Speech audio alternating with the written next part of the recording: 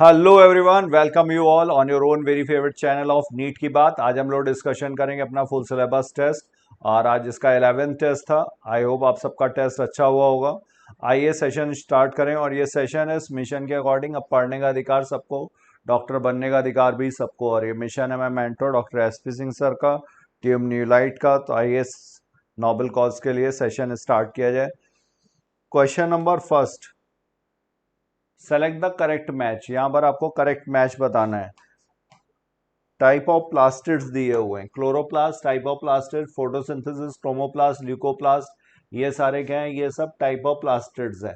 Chloroplast में यहाँ पर जो पिगमेंट्स होते हैं वो chlorophyll a and b, higher plants की अगर बात की जाए।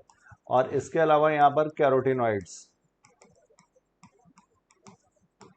क्रोमोप्लास्ट ये कलर के लिए रिस्पॉन्सिबल होते हैं। फ्लावर्स, फ्रूट्स में जो कलर्स होंगे वो इन्हीं की वजह से। और इसमें मेन कौन से हैं? कैरोटिनॉइड्स। अगर एल्गी भी इसमें इंक्लूड किए जाएंगे, एल्गी में जो प्लास्टिड्स हैं, तो उसमें फिर phycobilins, phycocyanin, R phycocyanin, R phycoerythrin. Leucoplast, leucoplast जो है ये कलरलेस होते हैं, इसमें पिगमेंट्स एब्सेंट है, ये मेनली स्टोरेज के लिए। और ये तीन तरीके के हैं, इलायोप्लास्ट, एल्यूरोप्लास्ट और अमाइलोप्लास्ट। इलायोप्लास्ट जो है ये ऑयल्स एंड फैट्स के लिए। इसके बाद एल्यूरोप्लास्ट, एल्यूरोप्लास्ट प्रोटीन्स के लिए। और अमाइलो जो होगा ये स्टार्च के लिए। तो यहाँ पर दिया हुआ क्लोरोप्लास्ट टाइपोप्लास्टिड सही है, फोटोसिंथेसिस में पिगमेंट है। यहाँ पर क्रोमोप्लास्ट टाइपोप्लास्टिड, कैरोटीन इसमें मेन है, सही है। कैरोटिनॉइड्स, कैरोटीनर्स, एंथोफिल। ल्यूकोप्लास्ट टाइपोप्लास्टिड, स्टोरेज, ये भी सही है। टोनोप्लास्ट मेम्ब्रेन, लाइसोसोम, ये गलत है। तो टोनोप्लास्ट जो होती है ये वैक्यूल की मेम्ब्रेन है। सैप वैक्यूल जो होगा वहाँ पर ये टोनोप्लास्ट। और ये आयंस को एक्टिवली पंप करेगी, तो जिसकी वजह से अंदर का सॉल्यूट कॉन्सेंट्रेशन ज़्यादा होता है। वैक्यूल्स में हाइपरटोनिक, साइटोप्लाज्म इसके कंपैरिजन में हाइपोटोनिक। तो ये गलत, टोनोप्लास्ट। 91 का करेक्ट मैच पूछा गया था, सेलेक्ट द करेक्ट मैच। तो यहाँ पर ए, बी और C, second option. Now we move to next question. और इससे पहले इसका पेज नंबर, तो ये 96 और 98 पर दिया हुआ है, पेज एनसीईआरटी 1 के। Select the carbohydrates. यहाँ पर कार्बोहाइड्रेट्स बताने, राइबोज, ग्लूकोज, एनिलिन। तो राइबोज क्या है? ये 5 कार्बन, पेंटोज शुगर है। ग्लूकोज 6 कार्बन, हेक्सोज शुगर है। Aniline it is a polymer of fructose. और यहाँ पे टर्मिनल पोजीशन पर ग्लूकोज भी प्रेजेंट होता है। स्टार्च, स्टार्च भी क्या है? ये भी polymer of glucose.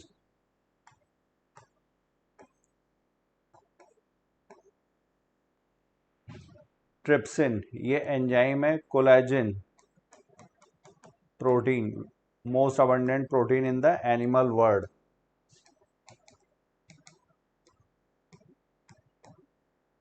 Ground substance connective tissue वगैरह में यहाँ पे प्रेजेंट होगा। तो ए, बी, सी, डी ये कार्बोहाइड्रेट्स हैं, बाकी जो हैं वो प्रोटीन्स हैं। तो आंसर हुआ यहाँ पर first. Now we move to next question, question number 93। Page number था ये 107 to 111। G G G, codon code which amino acid. तो ये होगा ग्लाइसिन के लिए। यू यू यू ये फेनिलएनालिन के लिए।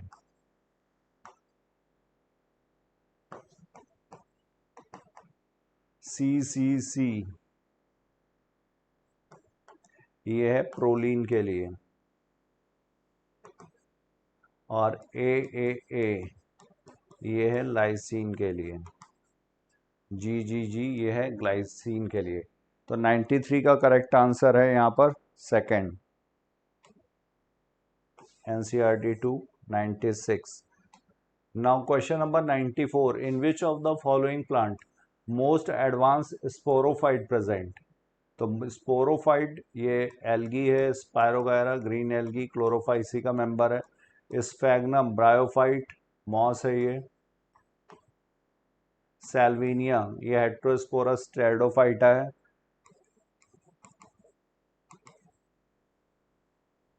और पाइनस, पाइनस जो है ये जिम्नोस्पर्म। तो हमें पता है अगर हम लोग एल्गी से जिम्नोस्पर्म की तरफ जा रहे हैं तो यहाँ पर स्पोरोफाइट जो होगा वो एडवांस होता जाता है और सबसे ज़्यादा एडवांस होगा एंजियोस्पर्म्स में। गैमेटोफाइट स्टेज यहाँ पर रिड्यूस होती जाती है।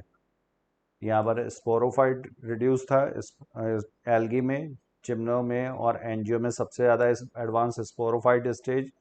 और जिम गैमेटोफाइट जो है, गैमेटोफाइट जैसे जैसे हम लोग एल्गी से ब्रायो की तरफ, एल्गी से ब्रायो फिर ट्रेडो जिम्नो और एंजियो में आएंगे तो गैमेटोफाइट स्टेज यहाँ पर रिड्यूस होती जाती है।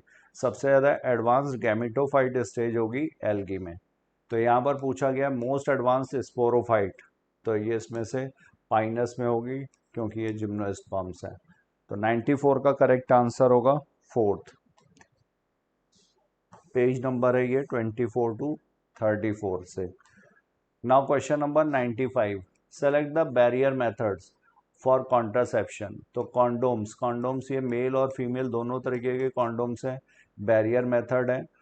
डायफ्राम, डायफ्राम और वॉल्ट्स ये फीमेल के लिए बैरियर मेथड्स, ये रीयूजेबल होते हैं। मल्टीलोड 375 ये copper releasing IUD. LNG levonorgestrel hormone releasing 20 microgram per day, इसलिए 20 लिखा हुआ है। तो यहाँ पर बैरियर मेथड्स हो गए ए बी और सी। आंसर होगा यहाँ पर third 95। Now we move to next question, question number 96, page number इसका 44। Now 96, V N T R variable number tandem repeats. V N T R किस में यूज होते हैं, ये प्रोब्स के फॉर्म में, radio actively labelled V N T R DNA fingerprinting में hybridisation के लिए यूज किए जाते हैं।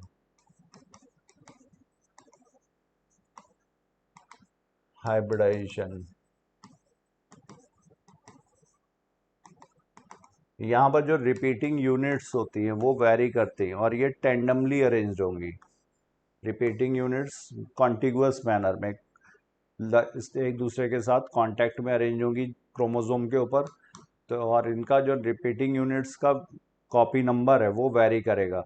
किसी इंडिविजुअल में अगर ये क्रोमोसोम नंबर 1 था तो क्रोमोसोम नंबर 1 का भी जो होमोलोगस क्रोमोसोम होगा उस पर भी ये नंबर वैरी कर सकता है और इंडिविजुअल टू इंडिविजुअल भी वैरी करेगा। तो ये पॉलीमॉर्फिज्म जो है इसी को यूज़ किया जाता है डीएनए फिंगरप्रिंटिंग में। Polymorphism is the basis of DNA fingerprinting और ये variable number tandem repeats. 96 is first. Now we move to next question, page number था इसका 106। Question number 97, given below are two statements, each vertebra has a central hollow portion neural canal through which the spinal cord passes. तो ये सही है, vertebrae में hollow canal होगी जिसमें spinal cord पास होती है और स्पाइनल कॉर्ड में यहाँ पर प्रेजेंट होती है सेंट्रल कैनाल जिसमें भरा होता है सीएसएफ, सेरेब्रो स्पाइनल फ्लूइड। तो ये स्टेटमेंट एकदम सही है। First vertebra is tarsal and it articulates with the occipital condyle.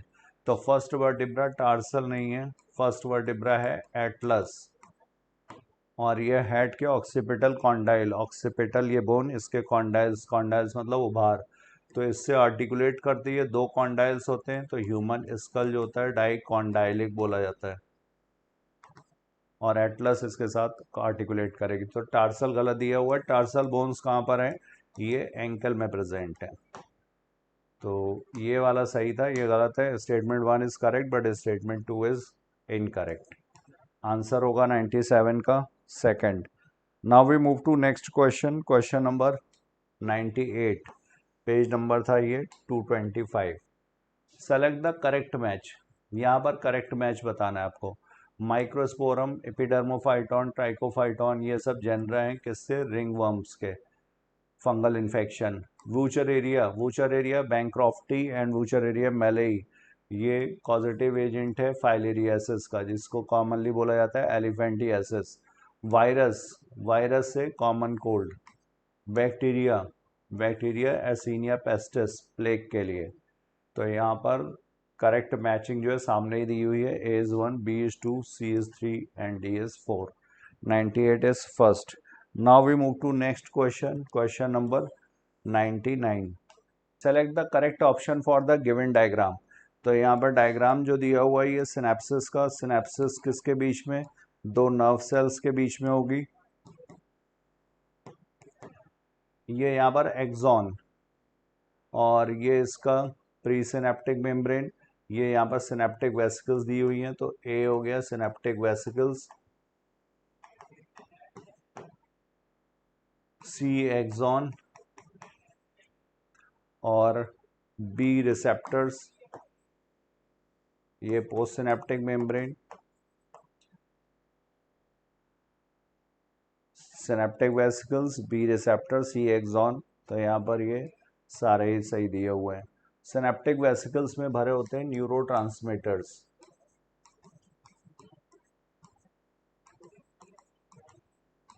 जब यहाँ पर ये इम्पल्स पहुंचेगा तो जिसकी वजह से कैल्शियम चैनल्स ओपन हो जाएंगे।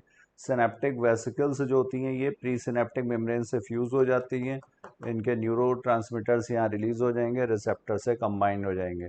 इसके बाद ये एक्साइटेटरी या इनिबिटरी इम्पल्स जनरेट करते हैं depending on the type of neurotransmitter.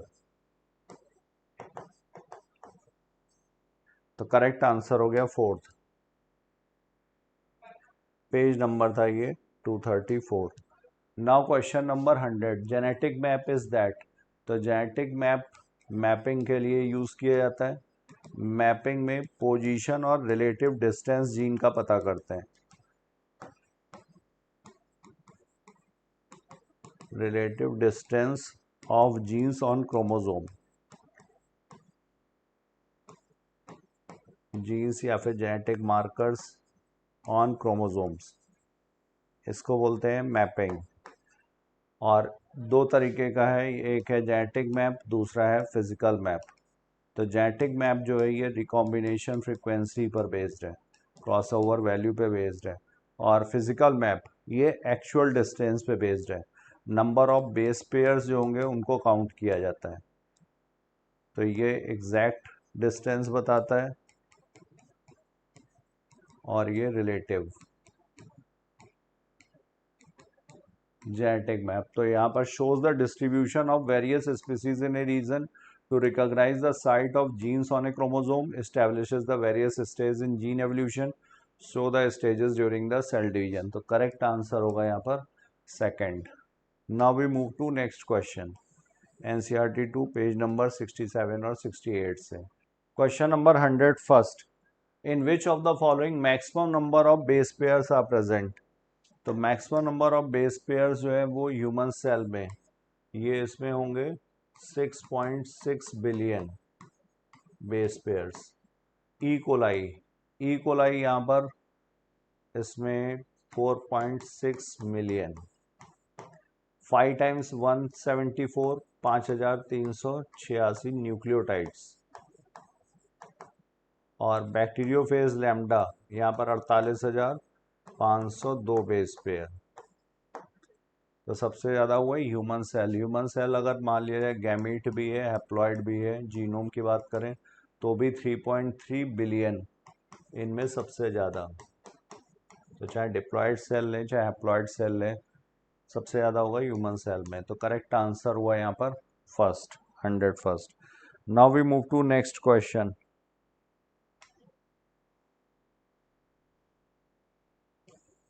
NCERT 2 page number 80 से था। In Mendel dihybrid experiment, which genotypes are related with 1 in 9:3:3:1 ratio? तो यहाँ पर ये फिनोटिपिक रेशियो है 1, ये 9 क्या होंगे, ये राउंड येलो, ये होगा राउंड ग्रीन, ये होगा रिंकल्ड येलो,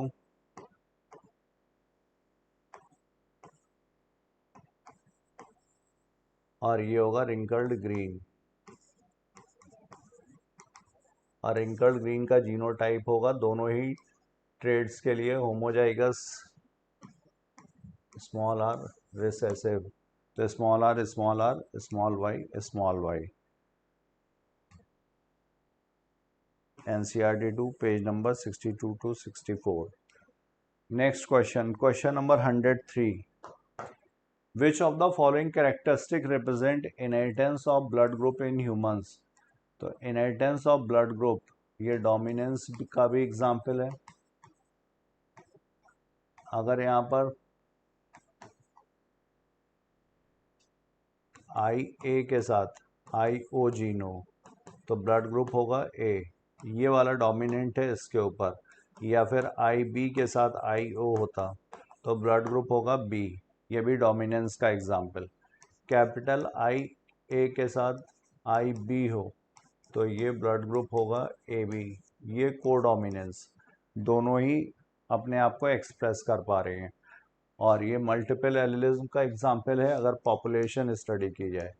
इंडिविजुअल में 2 ही एलील्स होंगे, लेकिन पॉपुलेशन स्टडी में मोर देन 2। तो यहाँ पे 3 एलील्स हैं, आई ए, आई बी, आई ओ, या फिर स्मॉल आई से रिप्रेजेंट करते हैं। तो dominance, codominance, multiple allelism. Polygenic inheritance का एग्जाम्पल नहीं है और इनकम्प्लीट डोमिनेंस का भी नहीं है। तो 1, 2 एंड 3 करेक्ट आंसर होगा यहाँ पर 103 का second. Now we move to next question, NCERT 2 page number 61 से था। 104 H2O प्लस CO2, ये देगा यहाँ पर H2CO3।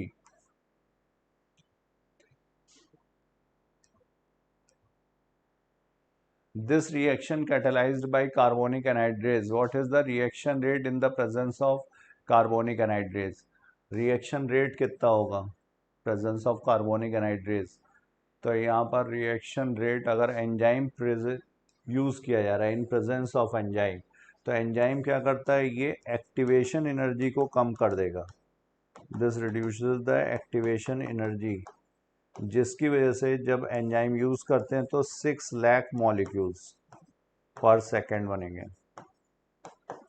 और अगर ये विदाउट एंजाइम हो तो यहाँ पर 200 मॉलिक्यूल्स ओनली, और that too in are per hour. तो ये लगभग 10 मिलियन टाइम्स रिएक्शन रेट को एनहांस कर देता है। तो ये यहाँ पर 6 लाख मॉलिक्यूल्स पर सेकेंड, ये यहाँ पर करेक्ट आंसर होगा। 104 is first. Now we move to next question, question number 105, NCERT 1 page number 114। At quaternary structure level of protein which type of bond are present. तो क्वार्टनरी स्ट्रक्चर जो होता है, 2 polypeptides, 2 या उससे ज़्यादा 2 polypeptides having tertiary structure.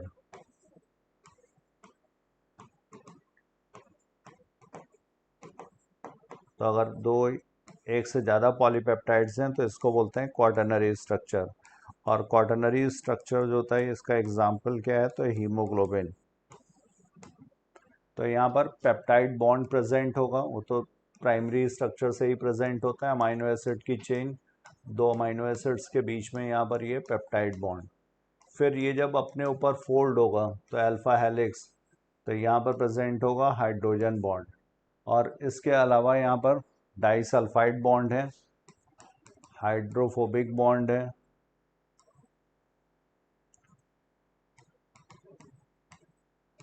Disulphide या covalent bond बोला जाए, आयनिक बॉन्ड है, van der Waals forces, hydrogen bond, peptide bond. तो ये सारे बॉन्ड टर्शरी स्ट्रक्चर में या क्वाटरनरी स्ट्रक्चर में प्रेजेंट होंगे। तो पेप्टाइड हाइड्रोजन डाइसल्फाइड, फॉस्फोडाइस्टर गलत है, ग्लाइकोसिडिक गलत है। ग्लाइकोसिडिक बॉन्ड सुगर्स में, या फिर नाइट्रोजन बेस के साथ जब सुगर जुड़ती है तब बनता है एन ग्लाइकोसिडिक लिंकेज।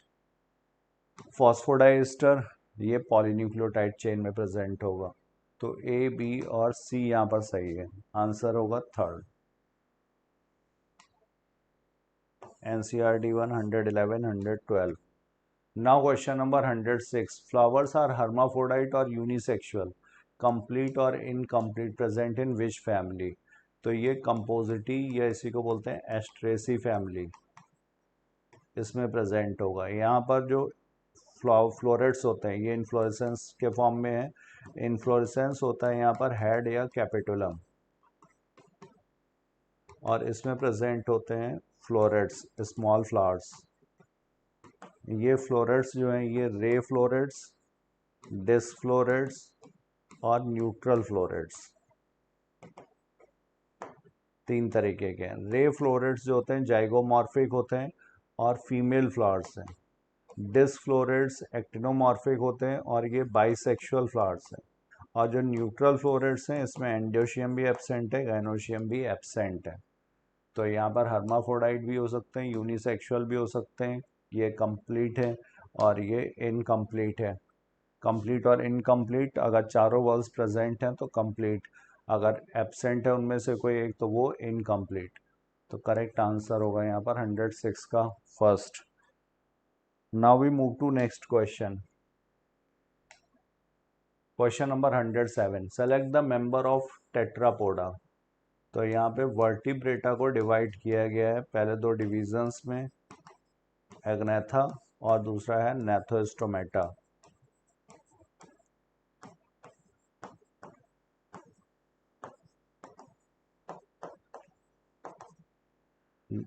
फिर नेथोस्टोमेटा, इसको दो super classes, Pisces and Tetrapoda.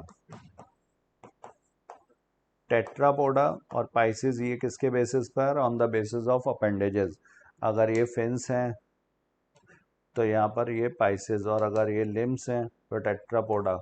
तो टेट्रापोडा में यहाँ पर फिशेस के अलावा एम्फीबियंस, रेप्टाइल्स, बर्ड्स और मैमल्स ये। और पाइसिस में दो क्लासेस हैं, कॉन्ड्रिक्थीज और ऑस्ट्रिक्थीज।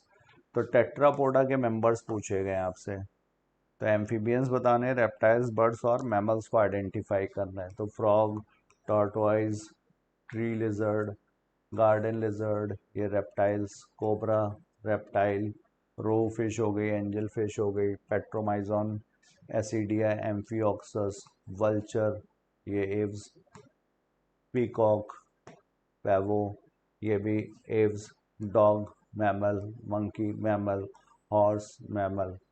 तो यहाँ पर 1 2 3 4 5 6 7 8 9 10 10 जो हैं वो टेट्रापोडा के मेंबर्स हैं। 107 का करेक्ट आंसर होगा third. Now we move to next question. NCERT 1 page number 47 to 51।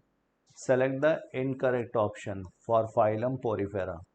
Porifera में अगर देखा जाए तो स्पॉन्जोसील प्रेजेंट होगी, कैविटी है, और इसको बोलते हैं पैरागैस्ट्रिक कैविटी, क्योंकि यहाँ पे डाइजेशन कैसा होता है? इंट्रासेलुलर।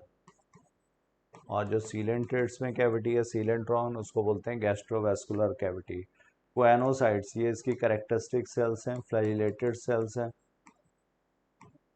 स्पॉन्जोसील में प्रेजेंट हैं, प्लस कैनाल में प्रेजेंट है, वाटर कैनाल सिस्टम होता है। यूनिसेक्सुअल, तो ये यूनिसेक्सुअल नहीं है, ये बाइसेक्सुअल होते हैं, हर्माफ्रोडाइट है। मेटाजेनेसिस, अल्टरनेशन ऑफ जनरेशन, ये निडेरिया सीलेंट्रेटा का फीचर है, निडेरियंस का फीचर है, ओबेलिया में प्रेजेंट होता है। वाटर वेस्कुलर सिस्टम ये भी यहाँ पर नहीं है, ये इकाइनोडर्मेटा में। यहाँ पर वाटर कैनाल सिस्टम है।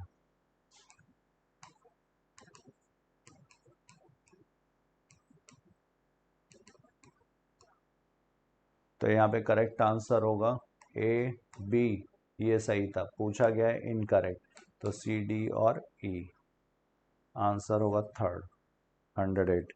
Now we move to next question, question number 109.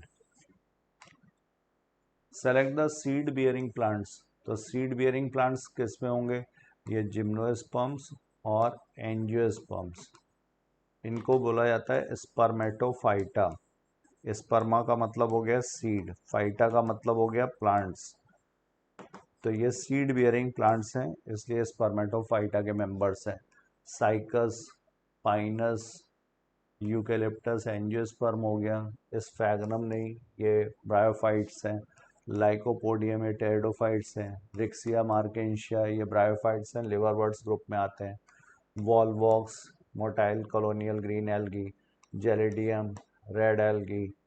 तो यहाँ पर 1, 2 और 3 सीड बियरिंग प्लांट्स हो गए 3, आंसर होगा third. Now we move to next question, question number 110, NCERT 1, page number 32 to 34. In human, if an embryo has 16 blastomeres, then what is the total number of chromosome in this embryo? तो total number of chromosome blastomere 16, मतलब इसमें हर cell में 46 होते हैं, तो 16 blastomeres में कितने, तो 46 इंटू 16, नंबर आएगा 736. पेज नंबर है 36 to 37. Which of the following is molecular scissors. Molecular scissors मतलब रेस्ट्रिक्शन एंडोन्यूक्लियस, जो कट करते हैं, और ये एक पर्टिकुलर साइट पर कम कट करते हैं, जिसको बोला जाता है पैलिंड्रोमिक सीक्वेंस.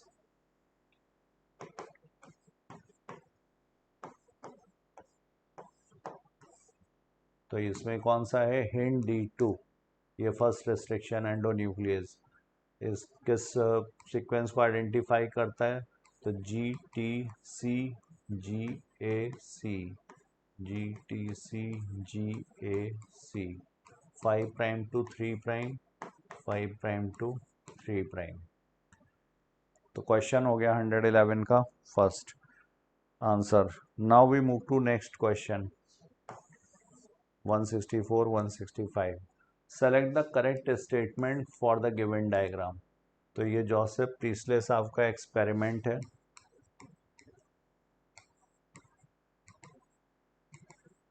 और इन्होंने ऑक्सीजन की खोज भी की थी 1774 में. एक्सपेरिमेंट है ये 1770. एक्सपेरिमेंट का नाम इन्वर्टेड बेलजार एक्सपेरिमेंट.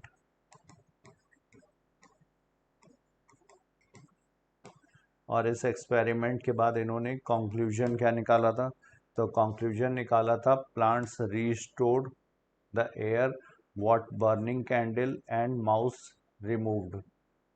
तो यहाँ पर बर्निंग कैंडल और माउस थोड़े टाइम बाद मर गया था, क्योंकि इसने से यहाँ पर ऑक्सीजन कंज्यूम कर ली थी, और जब ये प्लांट्स के साथ रखे गए तो प्लांट्स जो थे यहाँ पर ऑक्सीजन को रीस्टोर कर रहे थे, जिसकी वजह से दोनों बर्निंग कैंडल भी जलती रही और माउस भी जीवित था. तो it is Priestley's experiment, answer होगा यहाँ पर फर्स्ट.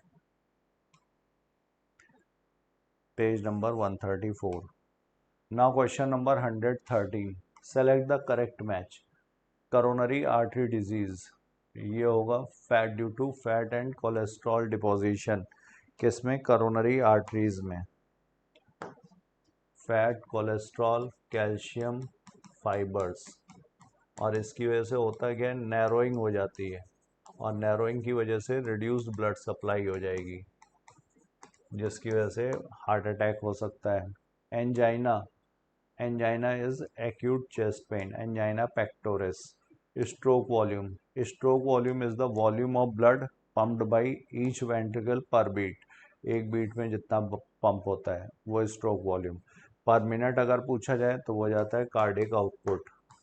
QRS कॉम्प्लेक्स, ये वेंट्रिकुलर डीपोलराइजेशन के लिए, तो depolarisation of the ventricles, QRS complex. 113 का ए का फर्स्ट बी का एक ही ऑप्शन में दिया हुआ है, A is first, B is third, C is fourth and D is second. Now question number 114 और इसका पेज नंबर था 200 से 203। Now question number 114।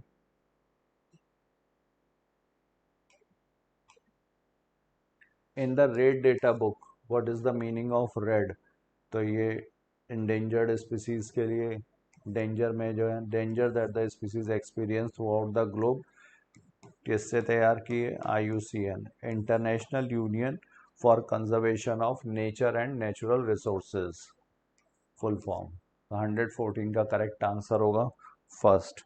Now we move to next question, question number 115. The functioning of the kidneys is efficiently monitored and regulated by hormonal feedback mechanisms involving the hypothalamus, juxtaglomerular apparatus and to a certain extent. तो इसमें heart भी contribute करता है। Heart क्या release करता है? Atrial natriuretic factor. तो ये क्या करता है? ये ब्लड प्रेशर को कम करेगा, वैसोडाइलेशन करता है, प्लस यूरिन में सोडियम का एक्सक्रीशन भी बढ़ा देगा।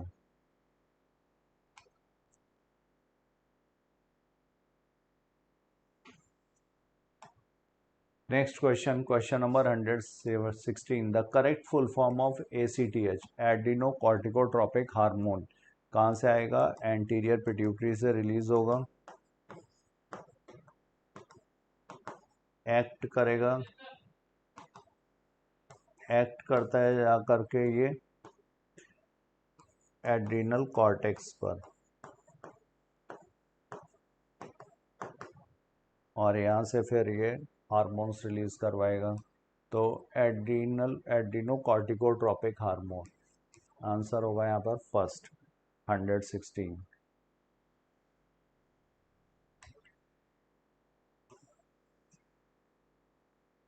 ये यहाँ पर हार्मोन्स दिए हुए हैं एंटीरियर पिट्यूटरी के, ACTH। Next question, all the 3 RNAs are needed to synthesise a protein in a cell in the following option with their corresponding functions which is incorrectly matched. तो ribosomal RNA structural and catalytic role, सही है ये।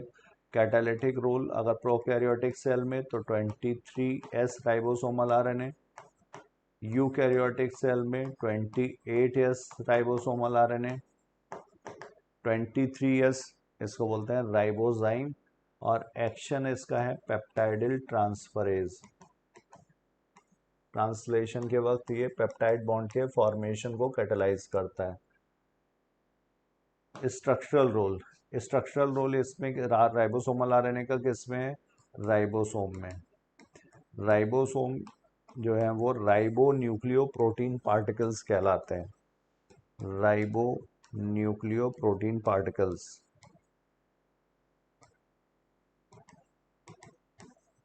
तो ये ribosomal RNA के बने हुए हैं प्लस प्रोटीन्स के बने होते हैं। तो राइबोसोमल का सही दिया हुआ है। tRNA brings amino acid and reads genetic code, तो सही है, एडाप्टर रोल है इसका। mRNA structural and catalytic role, ये गलत है। ये मैसेंजर का काम करता है, DNA से इंफॉर्मेशन लेकर के फिर उसके अकॉर्डिंग ये अमाइनो एसिड्स को अरेंज करेगा, प्रोटीन बनाने में हेल्प करेगा। mRNA टेम्पलेट की तरह काम करेगा। तो यहाँ पर 117 का correct answer third, incorrectly match पूछा गया था। Now we move to next question, question number 118। Page number था इसका 92 to 99। Which one of the following statements is are not correct regarding the endomembrane system? तो एंडोमेम्ब्रेन सिस्टम में endoplasmic reticulum, Golgi complex, lysosomes और vacuoles ये included है। तो found by those organelles whose functions are well coordinated, ये सही है। It consist of endoplasmic reticulum, microbodies and peroxisome, गलत हो गया। It consist of endoplasmic reticulum, Golgi complex, lysosome and vacuoles, ये भी सही है। तो पूछा गया नॉट करेक्ट, आंसर होगा यहाँ पर 118 का second. Now we move to next question, question number 119. Arrange the given below diagram sequentially according to the stages of cell division. तो यहाँ पर sequential division, sequential events कौन कौन से, तो ये सबसे पहले अर्ली प्रोफेज. यहाँ पर जो जेनेटिक मटेरियल है क्रोमैटिन थ्रेड्स के फॉर्म में दिखाया गया है. न्यूक्लियर मेम्ब्रेन इंटैक्ट है, कंडेंसेशन अभी शुरू ही हुआ है. यहाँ पर न्यूक्लियर मेम्ब्रेन डिसइंटीग्रेट हो गई है, लगभग हो चुकी है, तो ये लेट प्रोफेज. इसके बाद ये ट्रांजिशन टू मेटाफेज, क्रोमोसोम्स जो है इक्वेटर पे आ रहे हैं, तो ये ट्रांजिशन टू मेटाफेज और ये हो जाएगा मेटाफेज. तो अर्ली प्रोफेज, उसके बाद ये लेट प्रोफेज, फिर सी ए बी डी. आंसर होगा फोर्थ 119 का. Now question number 120, NCERT 1 page number 123. Match the following columns. Meristem, meristem कैसी है, ये actively dividing cells. A is third. Parenchyma, parenchyma का काम क्या होगा, इसमें अगर क्लोरोप्लास्ट प्रेजेंट है तो इसके क्लोरेनकाइमा बोलते हैं, स्टोरेज का काम करेगी. Collenchyma, collenchyma mechanical support, living mechanical tissue है, कॉर्नर्स पे डिपोजिशन हो जाता है पैक्टिन, सेलुलोज, हेमी सेलुलोज का. स्क्लेरेनकाइमा, ये स्क्लेरिड्स के फॉर्म में राउंड है अगर है, और स्क्लेरेनकाइमा फाइबर्स भी हो सकते हैं. एपिडर्मल टिश्यू, इसमें इंक्लूडेड है स्टोमेटा, ट्राइकोम्स, हेयर्स. तो मेरे करेक्ट आंसर हुआ A is third, B is first, C is second, D is fifth and E is fourth. 122nd. Now we move to next question, question number 121. Health is affected by, तो ये genetic disorders भी हो सकते हैं, infections भी, life style भी. Answer होगा यहाँ पर फोर्थ, पेज नंबर 129. नाउ question number 122. In coelenterata cnidoblast are use for, तो निडोब्लास्ट यहाँ पर क्या है, स्टिंगिंग सेल्स. ये एंकरेज के लिए भी है, बांधने का काम करती हैं, डिफेंस के लिए भी है, और कैप्चर के लिए भी, कैप्चर ऑफ प्रे. इसमें जो टॉक्सिन्स भरे होते हैं वो रिलीज कर देती हैं, इंजेक्ट कर देंगी, जिससे शिकार करने में आसानी होती है. तो करेक्ट आंसर होगा यहाँ पर फोर्थ, और ये इसकी करेक्टरिस्टिक सेल्स हैं निडोब्लास्ट, या इनको बोला जाता है निडोसाइट्स. क्वेश्चन, और ये पेज नंबर है इसका 50. Now next question 123rd. In the diagram given below, how many are correct match? तो ड्रोसोफिला दिखाया गया, ड्रोसोफिला में X Y type male heterogamety present है. मेल हेट्रोगेमिटी मतलब मेल जो है वो दो टाइप के गैमेट्स प्रोड्यूस करेगा, ऑटोसोम्स के साथ आइदर एक्स या ऑटोसोम्स के साथ वाई. फीमेल जो होगी एक ही टाइप के गैमेट्स. तो फीमेल यहाँ पे लार्जर होती है, मेल शॉर्टर है, तो ये सही दिया हुआ है. ये मेल और ये फीमेल. बर्ड्स में फीमेल हेट्रोगेमिटी है, मतलब ये होना चाहिए था यहाँ पर और ये से होना चाहिए था ऊपर, तो दो सही है और ये दो गलत. आंसर होगा यहाँ पर 2. 123rd is third. Now we move to next question, NCERT 2 page number 69-70. How many matchings are correct, इसमें से कितनी मैचिंग्स करेक्ट है. Aneuploidy, Down syndrome, polyploidy, haemophilia, polyploidy colour blindness, clotting of blood affected haemophilia. तो haemophilia A B C भी हो सकती है.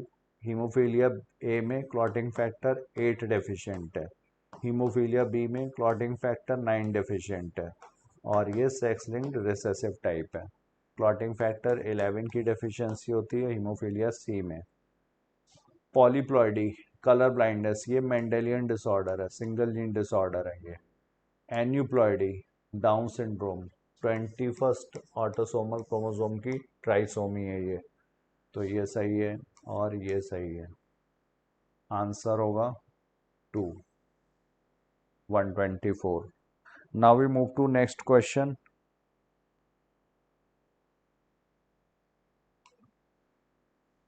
NCERT 2 page number 74 to 76. Which of the following are correct match with reference to antagonistic hormone? तो parathormone और TCT ये hyper कैल्सियमिक है, blood में कैल्शियम के लेवल को बढ़ाता है. ये हाइपोकैल्सियमिक है, तो एंटागोनिस्टिक हो गए, एक दूसरे के अपोजिट एक्शन है. इंसुलिन, इंसुलिन जो होगा ये हाइपोग्लाइसेमिक, ब्लड में ग्लूकोज के लेवल को कम करेगा. और ग्लूकेगॉन ये हाइपरग्लाइसेमिक, ये ब्लड में ग्लूकोज के लेवल को बढ़ाता है. रेनिन एंजियोटेंसिन मैकेनिज्म ये ब्लड प्रेशर बढ़ाएगी. और एट्रियल नाट्रियोरेटिक फैक्टर ये ब्लड प्रेशर को कम करता है, ये चेक की तरह इस पर काम करेगा. तो आंसर होगा यहाँ पर fourth. All of these are example of antagonism. नाउ question number 126. Which one of the following are the incorrect full form? तो ग्रेजिंग फूड चेन सही है. डेट्रिटस फूड चेन ये decaying, dead and decaying organic matter से शुरू होगा. Photosynthetic active radiation ये होता है 400 टू 700 नैनोमीटर की रेंज में. 2 to 10% एनर्जी यूज होती है.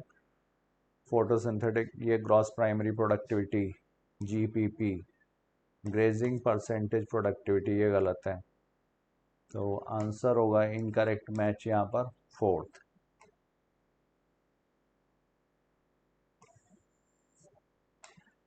Next, select the correct option for the given diagram. तो ये नर्व सेल है और न्यूरोग्लिया. ए एक्सॉन है, बी डेंड्राइट्स, सी न्यूरोग्लिया. न्यूरोग्लिया जो है ये ग्लू की तरह है, सपोर्ट करती है, प्रोटेक्शन प्रोवाइड करेगी.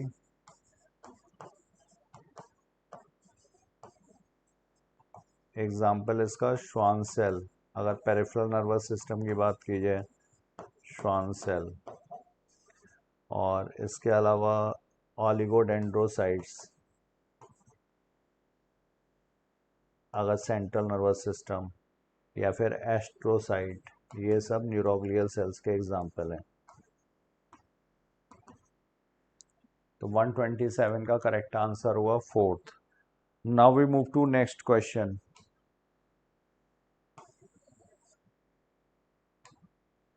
The given below diagram of animal belongs to.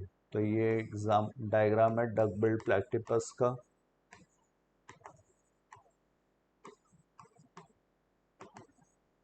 ये एग लेइंग मैमल्स है. मैमल्स को 3 ग्रुप में डिवाइड किया गया है. प्रोटोथीरियंस, मेटाथीरियंस और यूथीरियंस. तो ये वाले जो हैं ये आते हैं प्रोटोथीरियंस में. प्लैटिपस एग लेइंग होते हैं. और प्रोटो मेटाथीरियंस जो इसके बाद आए हैं, इसमें आते हैं मार्सुपियल्स, जो fully developed feet babies born नहीं करते हैं, पाउच में उनको नरिश करते हैं, डेवलपमेंट करते हैं. तो ये मार्सुपियल्स पाउच्ड मैमल्स बोलते हैं, जैसे कंगारू, कोआला. और इसके बाद है यूथीरियंस. यूथीरियंस जो होते हैं ये true placental mammals, horse, cat, dog, mammals, humans. तो ये ट्रू प्लेसेंटल या यूथीरियंस. तो यहाँ पर ये दिखाया गया प्रोटोथीरियंस. और ये किसका एग्जाम्पल है? कॉर्डेटा का. तो 128 का करेक्ट आंसर होगा second. Now we move to next question. तो ये यहाँ पे मार्सुपियल्स, और ये हो गया प्रोटोथीरियंस, और ये हो गए यूथीरियंस. Which one of the following is odd for female reproductive structure in flowering plants? Ovary, style, stigma, anther. Anther ये associated है male reproductive part से, तो ये odd one out है. Next, 130. How many of the following fungus known as imperfect fungi? Imperfect मतलब perfect stage absent, और perfect stage क्या होगी? Sexual stage.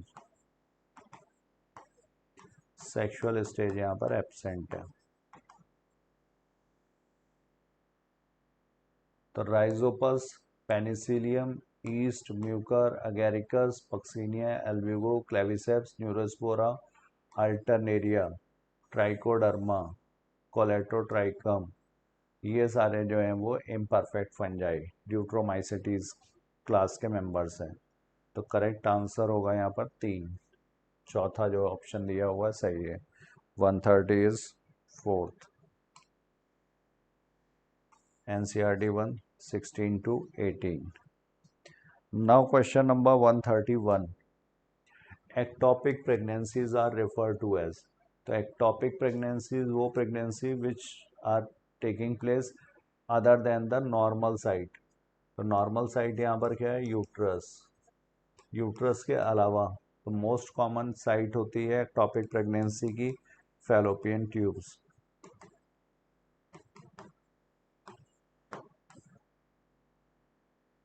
implantation of defective embryo, pregnancy terminate due to hormonal imbalance, pregnancy with genetic abnormality, implantation of embryo at the site other than the uterus। Page number 47। Select the correct match। Euglena, Euglena ये क्या है, ये photosynthetic protist, Entamoeba parasitic protist, ये protozoan है। Trypanosoma, ये flagellated organism, sleeping sickness disease होती है। Mycoplasma, unicellular prokaryotic without cell wall. तो ए बी सी डी का मैचिंग सामने ही है, A is 1, B is 2, C is 3 and D is 4। 132। Now question number 133। Select the incorrect match. Cartilage cell, chondrocytes सही है। Mast cells, areolar tissue में जो present है मास्ट सेल्स, ये 3 केमिकल्स रिलीज करती हैं, हेपेरिन, हिस्टामिन और सेरोटोनिन। सेरोटोनिन जो है ये वैसो कॉन्स्ट्रिक्टर है, हेपेरिन नेचुरल एंटीकोगुलेंट है, हिस्टामिन वैसोडाइलेटर है और प्रो इन्फ्लेमेटरी है। गॉबलेट सेल्स, ये यूनिसेलुलर ग्लैंड्स का एग्जांपल है, एलिमेंट्री कैनाल में प्रेजेंट है, म्यूकस रिलीज करेगा। Blood, collagen fibres are present, blood connective tissue है बट विदाउट फाइबर्स। तो इनकरेक्ट मैच यहाँ पर हुआ 4th। नाउ question number 134। Which one of the following are ex situ conservation. तो इन situ और ex situ, hot spots, biosphere reserves, wild life sanctuaries, और इसके बाद नेशनल पार्क्स, सेक्रेड ग्रूव्स, ये सब इन situ।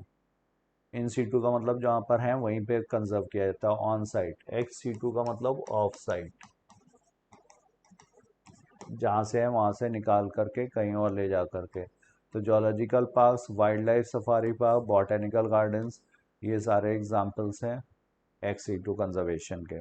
तो 134 का हो गया 4th। नाउ 135।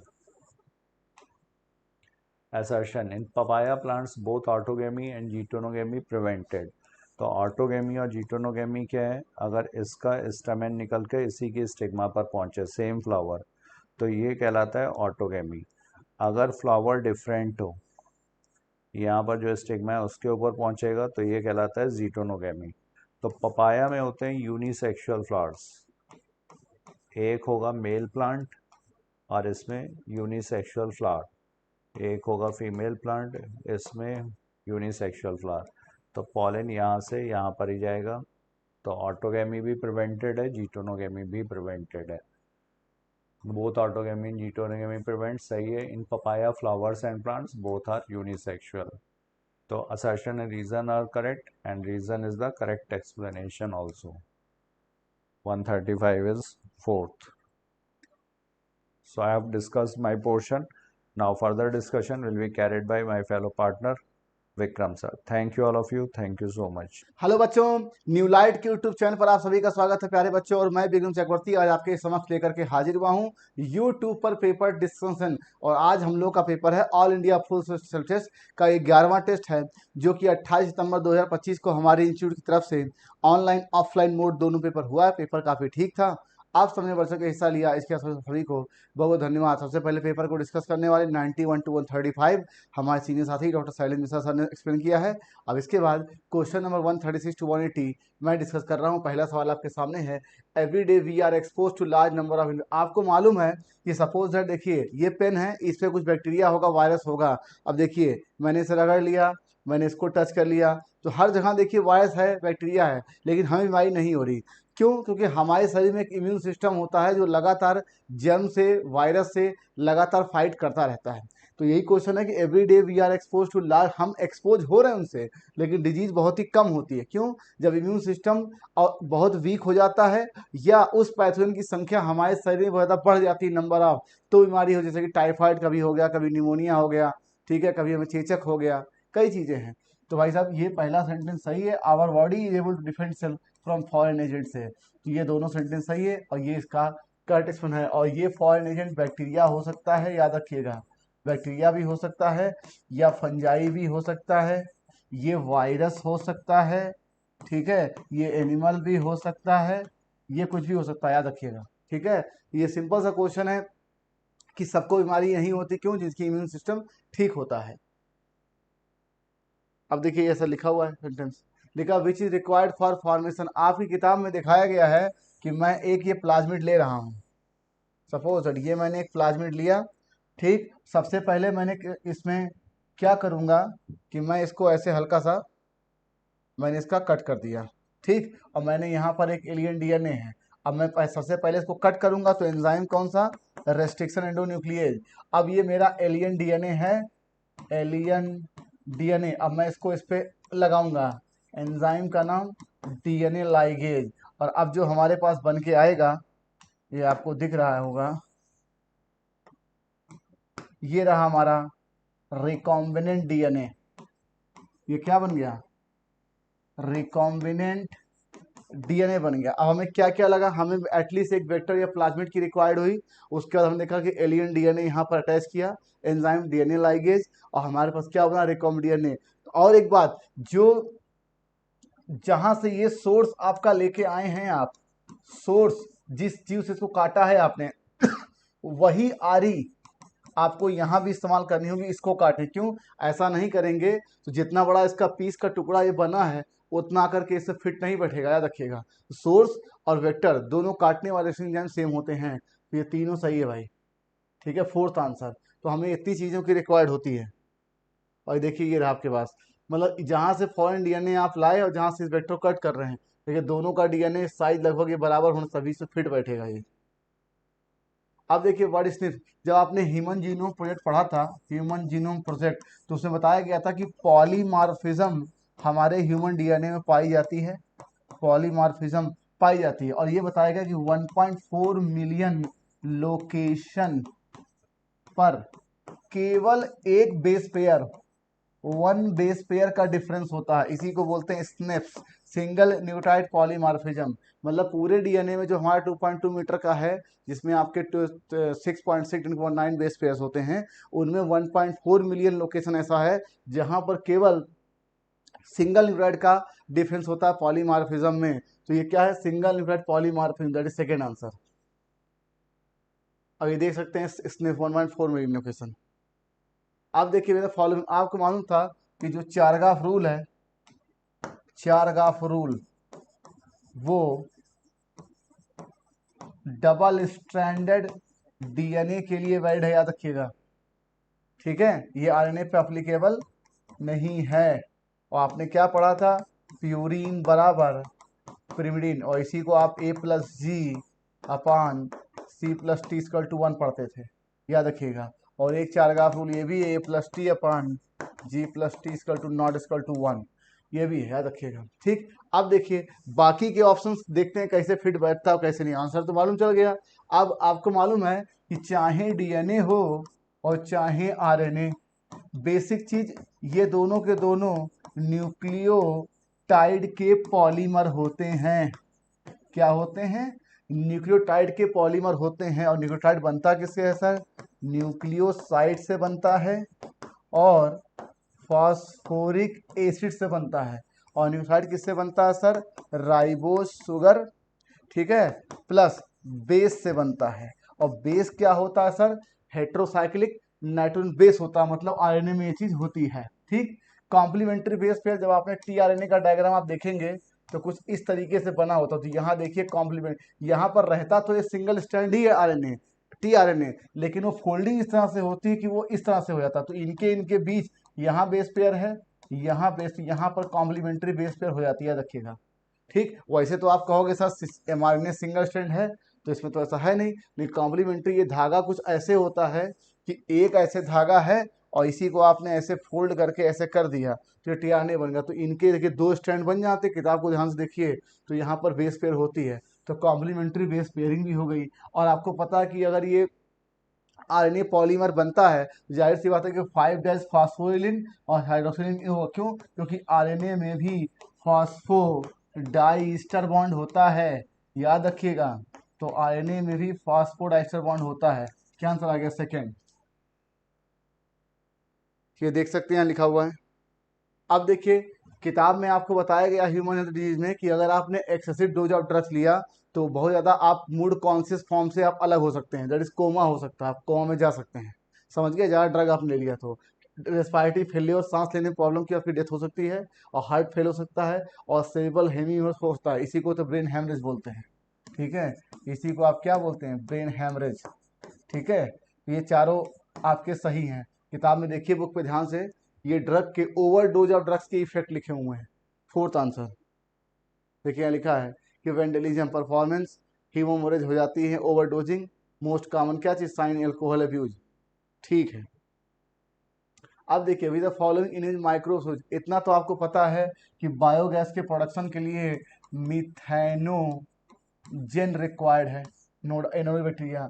सीवेज ट्रीटमेंट में आपने पढ़ा था एरोबिक माइक्रो ऑर्गेनिज्म और एनएरोबिक माइक्रो ऑर्गेनिज्म, ये बने थे, तो इसमें भी लगेगा। फर्मेंटेड बेवरेज तो आप जानते ही हैं सर, ईस्ट, बैक्टीरिया, ये भी हो गया। हाउस होल्ड प्रोडक्ट में आप जानते हैं डोसा, इडली, ठीक है, इसके अलावा एस्टिक एसिड हो गया, ठीक है, तो इसमें भी लगेगा। और प्रोडक्शन ऑफ एंटीबायोटिक तो आपको पता है कि एक माइक्रोब से निकला हुआ केमिकल दूसरे माइक्रोब्स के ग्रोथ को स्टंट करता, रोकता है, इसी को एंटीबायोटिक्स कहते हैं। तो ये सब के सब आपके माइक्रोब्स में इस्तेमाल होता है, याद रखिएगा। Fourth answer house hold product में।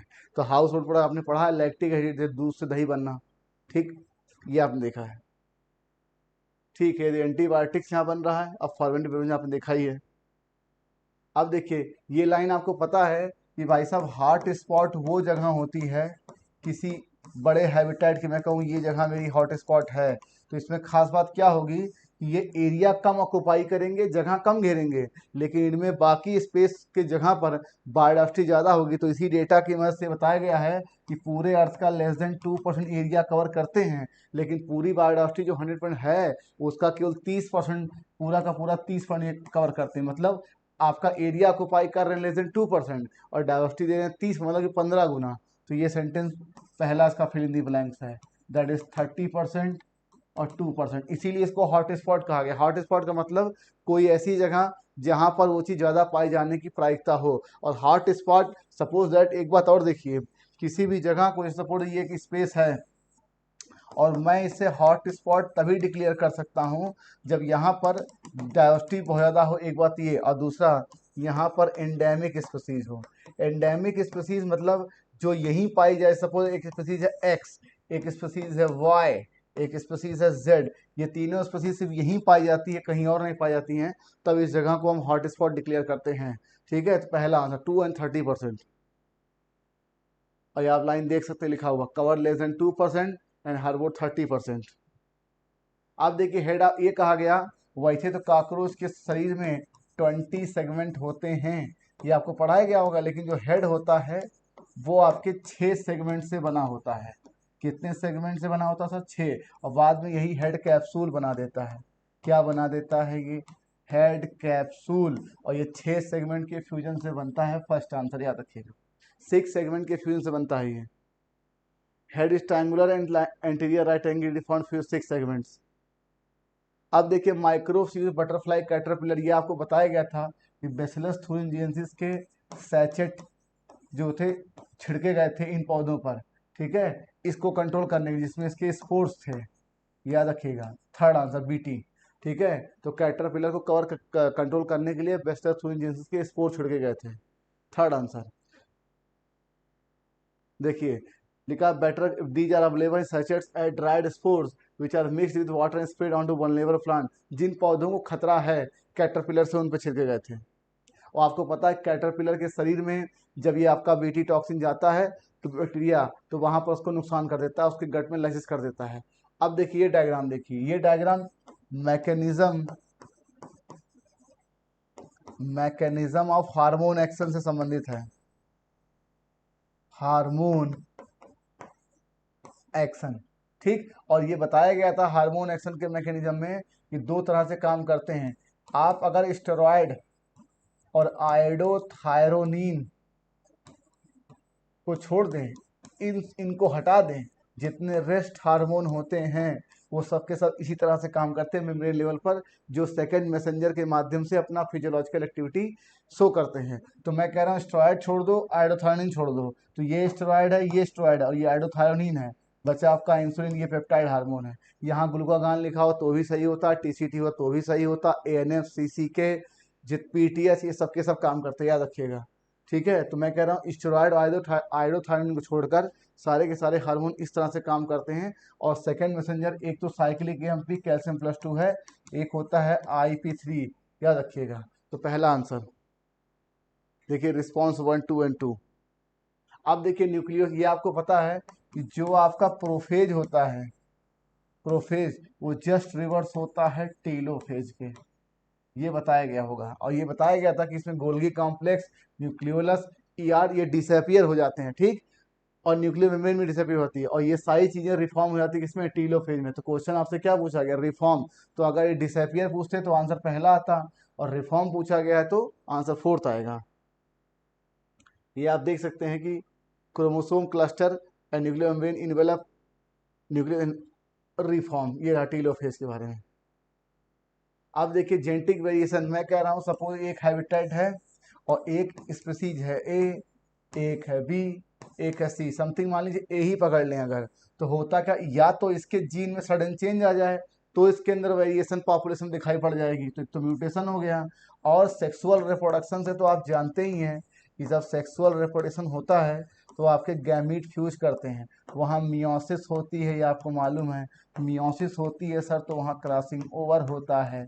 क्रॉसिंग ओवर में जेनेटिक मटेरियल एक्सचेंज होता है, थोड़े बहुत वेरिएशन, नए कैरेक्टर आने के चांसेस होते हैं, तो जीन का रिकॉम्बिनेशन हो सकता है। जीन माइग्रेशन का मतलब कुछ स्पीसीज, मतलब बहुत सी पॉपुलेशन यहाँ से उठ के स्पीसीज की यहाँ से जा सकती है, कोई बाहर से भी आ सकता है, और जब बाहर से आएगा तो वो दूसरे हैबिटेट से आएगा तो उनमें जीन में मिक्सिंग होगी, ये भी पॉसिबल है। जेनेटिक ड्रिफ्ट का मतलब सडन सडन मूवमेंट कहते हैं इसको, मतलब एकाएक अचानक, ठीक है, कहीं से कोई आ जाए यहाँ पे, ठीक है। तो इससे आप पॉपुलेशन में जो हमें वेरिएशन दिखाई पड़े, क्यों, मान लीजिए एक पॉपुलेशन ए थी, यहाँ पे एक कहीं बी पॉपुलेशन आ गई, कहीं सी पॉपुलेशन आ गई, तो वेरिएशन हमको दिख रहा है, याद रखिएगा। मैं कह रहा हूँ ए है, इसके अंदर एक जीन में चेंज आया तो ये बी बन गई म्यूटेशन की वजह से, और ए और ए आपस में सेम स्पीसीज की इंटरब्रीडिंग करते हैं, सेक्सुअल रिप्रोडक्शन, तो आप देखिए धीरे धीरे धीरे नेचर में चेंज आने लगता है, तो वेरिएशन यहाँ से आ सकता है, यहाँ से सब जहाँ से वेरिएशन आ सकता है, याद रखिएगा पहला आंसर। और ये आपका मॉडर्न, और ये क्वेश्चन जो है ये एनएमसी सिलेबस के मॉडर्न सिंथेटिक थ्योरी का क्वेश्चन, याद रखिएगा।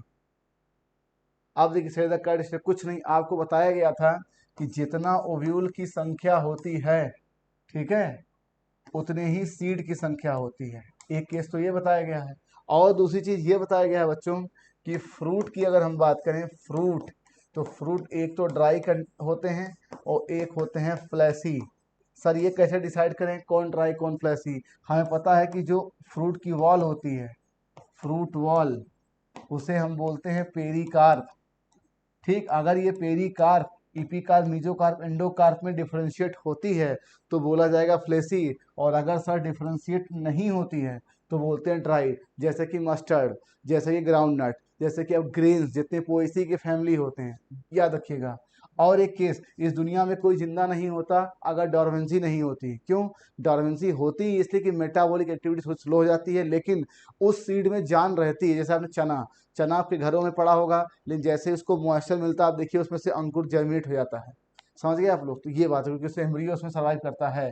तो एम्ब्रियो में inter state of inactivity card dormancy. ये इनएक्टिविटी जो लिखा है ये प्रॉपर सेल डिवीजन के लिए लिखा हुआ है। इनएक्टिविटी का मतलब ये नहीं है कि मेटाबॉलिक एक्टिविटी है ही नहीं, अगर मेटाबॉलिक एक्टिविटी नहीं होती तो ये खत्म हो जाता है एम्ब्रियो।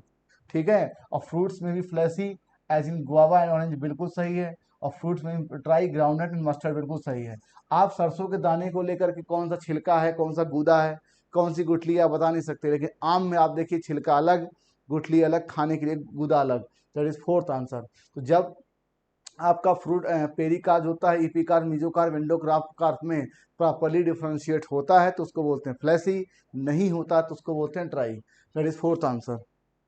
और ये देखिए इस पेज से क्वेश्चन है 20 नंबर पेज से, लिखा set the correct statement in wheat. अभी मैंने बताया कि जितना ओव्यूल होता है उतने ही सीड होते हैं। ठीक, तो अगर मैं बोलूं कि ओव्यूल की संख्या इन एन ओवरी में भी 1, तो क्यों, अब देखो होता क्या है, अभी जब तक ओवरी है तब तक तो ओव्यूल बोलेंगे, और जब फर्टिलाइजेशन हो जाएगा तो फिर आप बोलेंगे सीड। आपने अपने से अनुभव से देखिए, जो गेहूं का दाना या आपका चावल का दाना आप देखते हैं उसमें सिर्फ एक ही ओव्यूल होता है, तो लेकिन मेनी तो नहीं हो सकते हैं। और आपने कभी वाटरमेलन वगैरह, खरबूजा वगैरह देखा हो तो उसमें देखिए सैकड़ों की संख्या में उसमें बीज होते हैं।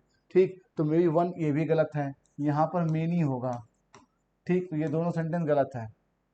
अब देखिए जब आप एक आपके गाय एक पिस्टिल या कार्पेल की आप डायग्राम बनाते हैं तो ये हो गया स्टिग्मा, इसको ध्यान से समझते हैं भाई, स्टिग्मा। ये हो गया स्टाइल, और ये देखिए मैंने बनाया ओवरी। ठीक, इस ओवरी का नाम होता है, कैविटी का नाम लोक्यूल। ठीक, इसे ओवरिन कैविटी, इसके अंदर ओव्यूल अरेंज होते हैं, याद रखिएगा, इसके अंदर ओव्यूल अरेंज होते हैं। और ओव्यूल जिससे जुड़ा होता है उसको बोलते हैं प्लेसेंटा। तो प्लेसेंटा ओवेरियन कैविटी के अंदर होता है, लोक्यूल के अंदर होता है, ना कि ओव्यूल के अंदर होता नहीं। प्लेसेंटा ओव्यूल से अटैच होता है, उसके अंदर नहीं पाया जाता है।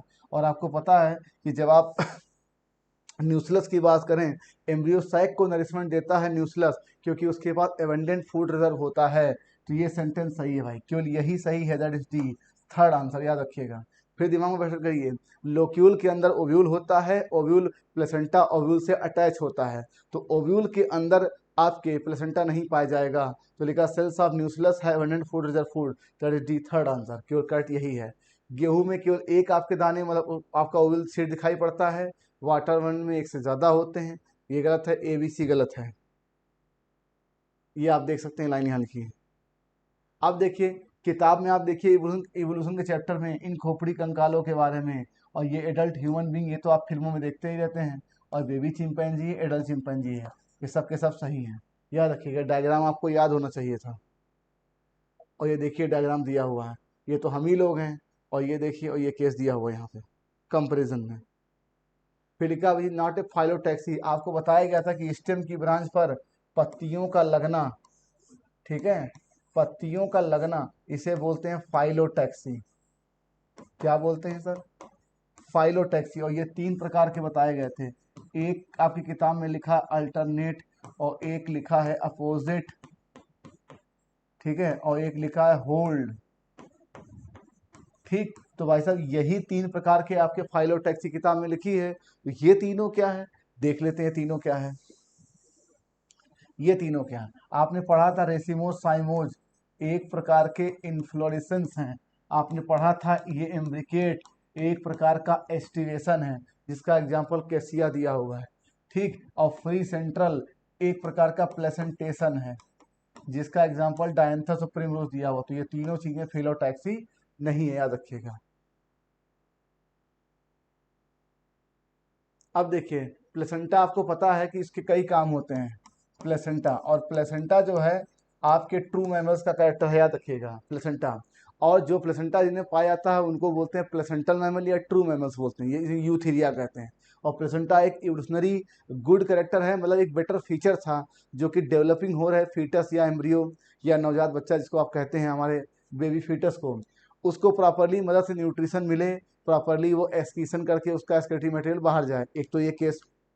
दूसरा, जो हार्मोन की रिक्वायर्ड है मैटरनल ब्लड को या बच्चे के ग्रोथ के लिए, उसके लिए वो हार्मोन भी सिक्रीट करे। तो आपने किताब में पढ़ा ही था कि कई प्रकार के, पहला HPL, दूसरा HCG, और उसके बाद आपने पढ़ा था एस्ट्रोजन, और आपने पढ़ा था प्रोजेस्ट्रॉन, ये हार्मोन, और आपने पढ़ा था सर ये रिलैक्सिन भी सिक्रीट करता है।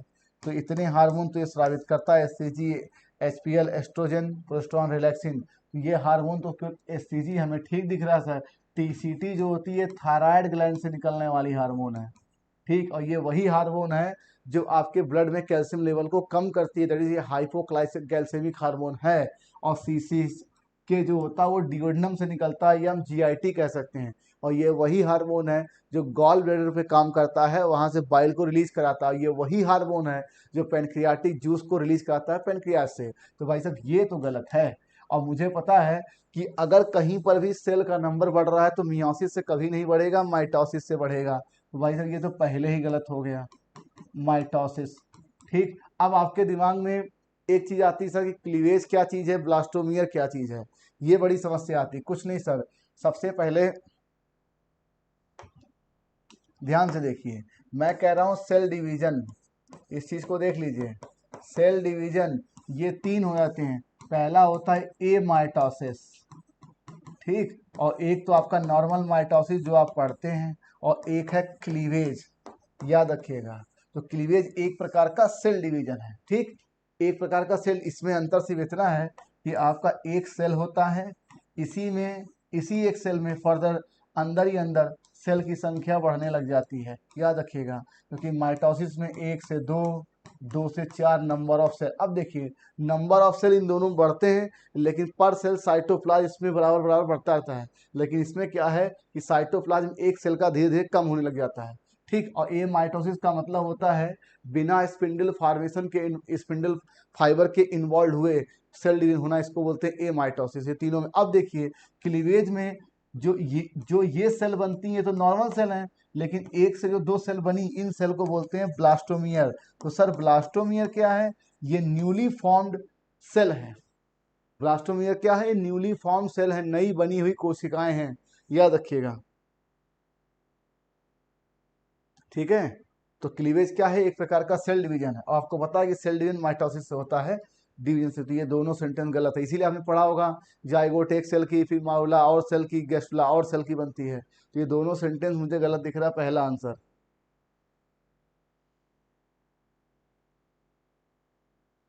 अब देखिए आपने पढ़ा था कि भाई एक तो एक पौधा है, ठीक, और इस पर ये सनलाइट ऐसे गिर रही है, HNU फोटॉन, इससे ये क्या करेगा, फोटोसिंथेसिस करेगा, ठीक है। इससे ये करेगा फोटोसिंथेसिस।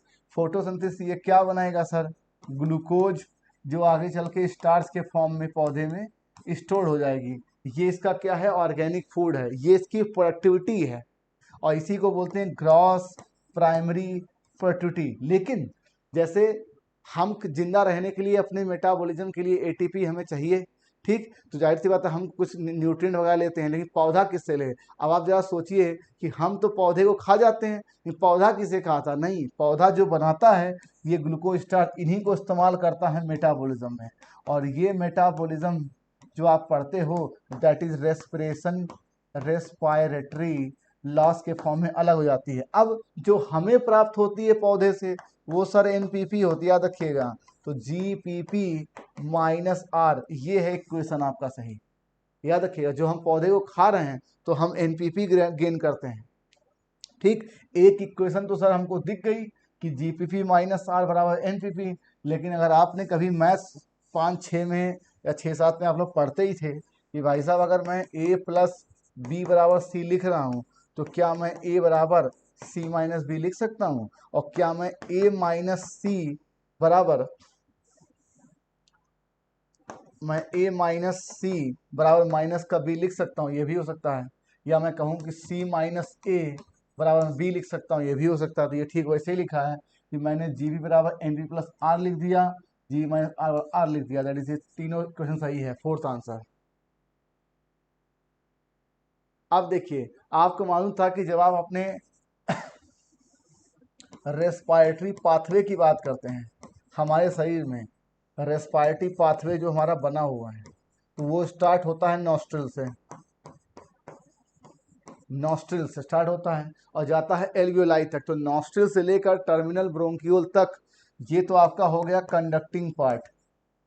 क्या हो गया? Conducting part. ठीक है, नॉस्ट्रिल से लेकर के टर्मिनल ब्रोंकियोल तक। और जो आपकी एल्वियोलाई है एंड देयर डक्ट, ये आपकी एक्सचेंज पार्ट होती है, जहां पर एक्चुअल डिफ्यूजन होता है, गैसों का एक्सचेंज होता है। जो CO2 हमारे मेटाबॉलिज्म के माध्यम रेस्पॉन्स बनी होती है, वो एटमॉस्फेरिक एयर में रिलीज हो जाती है, और जो ऑक्सीजन हम इनटेक करते हैं वो वापस हमारे ऑक्सीजन ब्लड के माध्यम से चली जाती है टिश्यू के पास।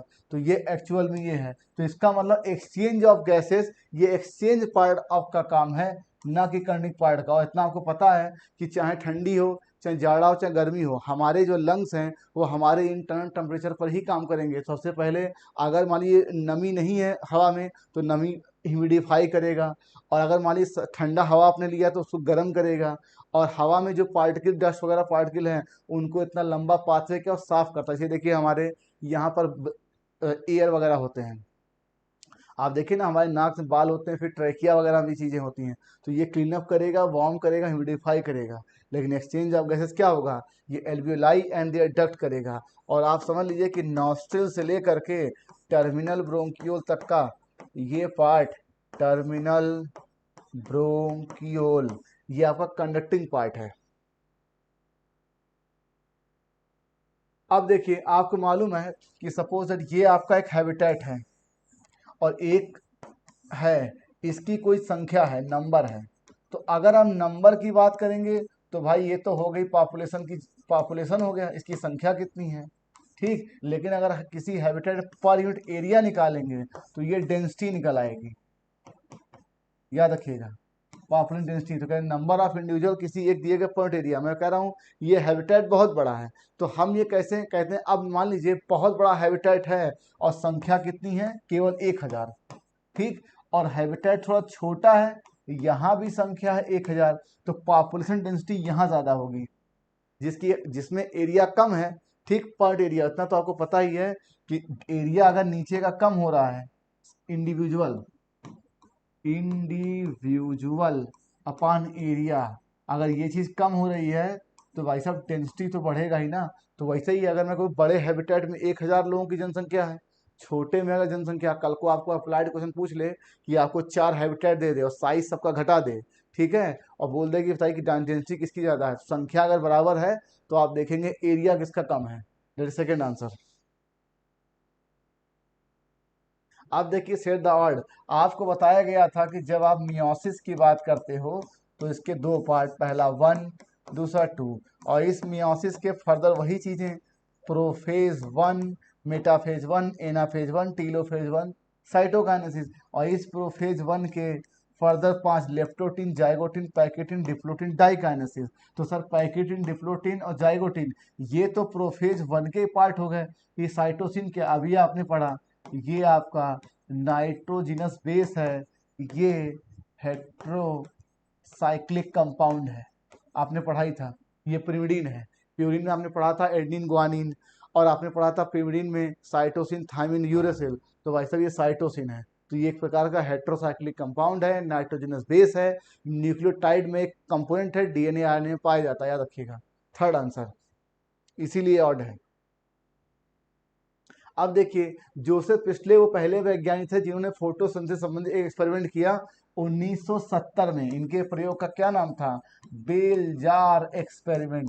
और किताब में आपका डायग्राम बना हुआ है जिसमें बताया गया पौधे की इंपॉर्टेंस, कि जहाँ पौधा है तो उसने क्या किया, जो लाइट जल रही, CO2 निकल रहा है, उसको उसने एब्जॉर्ब करके उसको फिक्स किया, ऑक्सीजन दिया, तो चूहा नहीं मरा। और अगर मान लीजिए ये नहीं है, चूहा मर गया, बेलजार एक्सपेरिमेंट। लेकिन इसके बाद इन्होंने देखा कि जिस गैस की वजह से आपकी वो जिंदा रही वो है ऑक्सीजन। दैट इज 1974 में इन्होंने ऑक्सीजन की डिस्कवरी की, याद रखिएगा। सेकेंड आंसर, ये रहा देखिए 1974-70 और उसके 74 में यू डिस्कवर्ड इन 1974। अब देखिए आपको मालूम था कि जब आपका पायरुविक एसिड जो कि इंड प्रोडक्ट है ग्लाइकोलिसिस का, इसके कई पाथवे होते हैं। अगर ऑक्सीजन है तब तो ये जाएगा एरोबिक पाथवे में, एरोबिक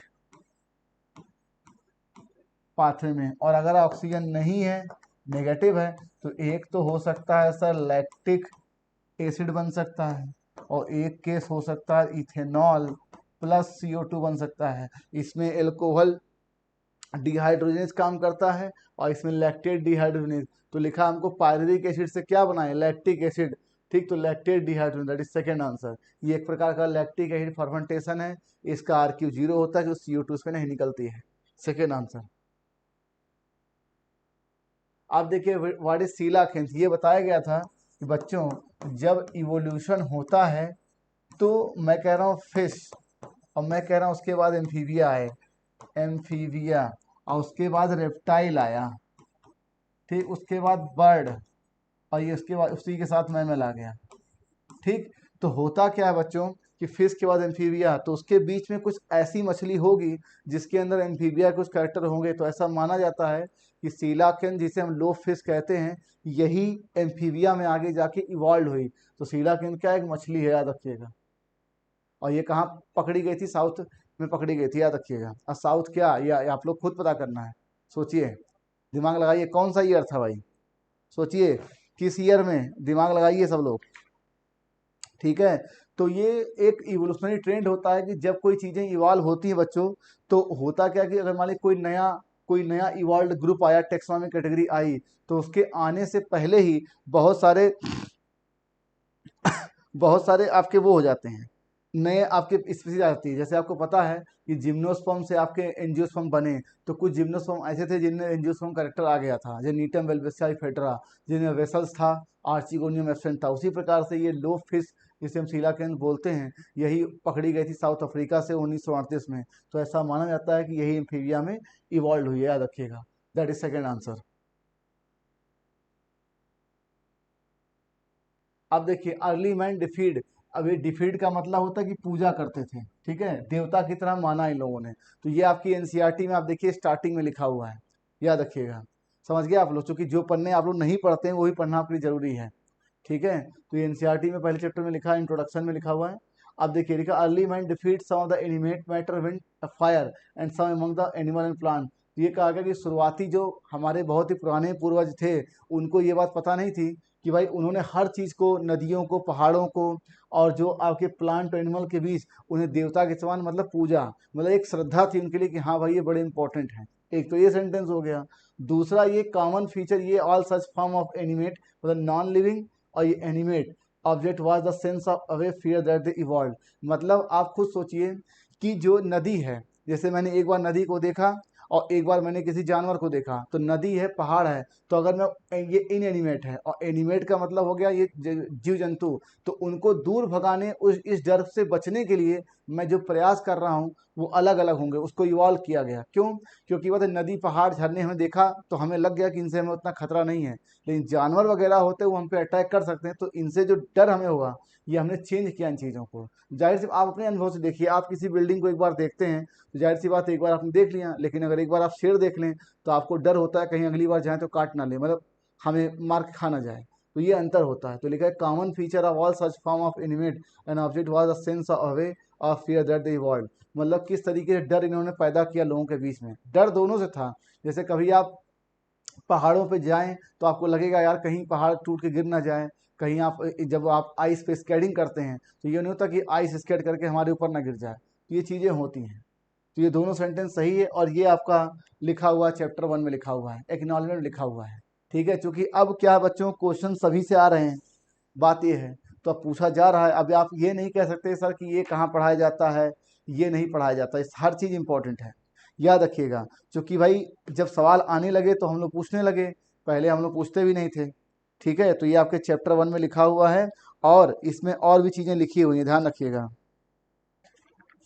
ठीक है, तो ये देखिए आपका ये यहाँ लिखा हुआ है, इंट्रोडक्शन में पहले चैप्टर पर हम दिखा दें, यहाँ पे देखिए तीसरी लाइन लिखी हुई है, आपको आना चाहिए।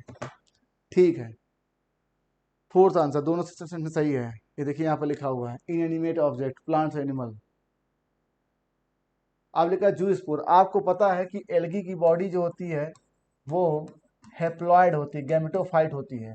और गैमेटोफाइट से जब कोई स्पोर, जू स्पोर या प्लेनोस्पोर, आपको इस गैमेटोफाइट की बॉडी को फाड़ करके मतलब रप्चर करके निकलती है, और ये वाया माइटोसिस निकलती है अपनी संख्या बढ़ा के, तो जाहिर सी बात है ये भी हेप्लॉइड ही होगी। और वैसे भी अगर कोई स्ट्रक्चर हेप्लॉइड है तो मियोसिस होगा तो n/2 तो हो नहीं जाएगा, एटलीस्ट 1 ही है। और केवल एल्गी में आपका डिप्लॉइड स्ट्रक्चर जाइगोट ही होता है, याद रखिएगा।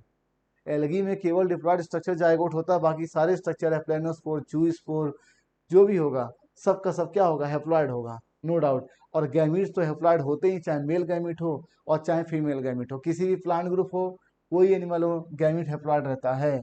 दोनों सेंटेंस सही है। और एक बात और, गैमीट्स चाहे एल्गी में हो, चाहे एंजियोस्पर्म में हो, जिम्नो में हो, कैडो हो, ब्रायो हो, कोई प्लांट का फाइलम हो, सब में गैमीट क्या होगा, हेप्लॉइड होता है। तो जू स्पोर जो होता है हेप्लॉइड बॉडी से निकलता है, वाया माइटोसिस डेवलप होता है, इसीलिए हेप्लॉइड स्ट्रक्चर है।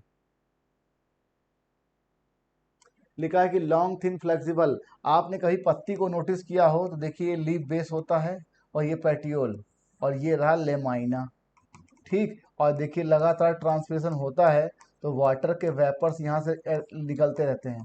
तो होता क्या है, अब जैसे कि ये पेटियोल है तो ये इसको हवा में उड़ाती रहती है, जैसे हवा में उड़ाती है तो ये वेपर हट जाते हैं, और जैसे वेपर हटता है सरफेस एरिया नए वेपर्स के आने के लिए फिर से मिल जाता है। तो क्या कहते हैं, long thin flexible petiole allow करता है लीफ ब्लेड्स, या लीफ ब्लेड्स को ही लेमाइना कहते हैं, टू फ्लटर, हवा में उड़ाने के लिए, thereby cooling the leaf and bringing fresh air to leaf surface. आप खुद से जब हमको पसीना होता है बच्चों, तो पसीना आप पोंछते हो और फिर पसीना और निकलता है, क्योंकि पोर जो होता है, पोर पे पसीने होते हैं। आप खुद ही अनुभव करिए कि एक बार पसीना आपको हुआ और जैसे आप पोंछते हो तो आपको ठंडा लगता है, क्यों कि फिर से पसीना निकलना शुरू होता है, और पसीना निकलता है तो वेपराइजेशन से शरीर की हीट बाहर आ जाती है, तो हमें कूलिंग लगती है। और petiole help hold the lamina to light, कुछ नहीं, आपको पता है कि फोटोसिंथेसिस की लाइट इस पे गिरेगी तो ये कौन होल्ड कर रहा है, ये पेटियोल होल्ड करता है।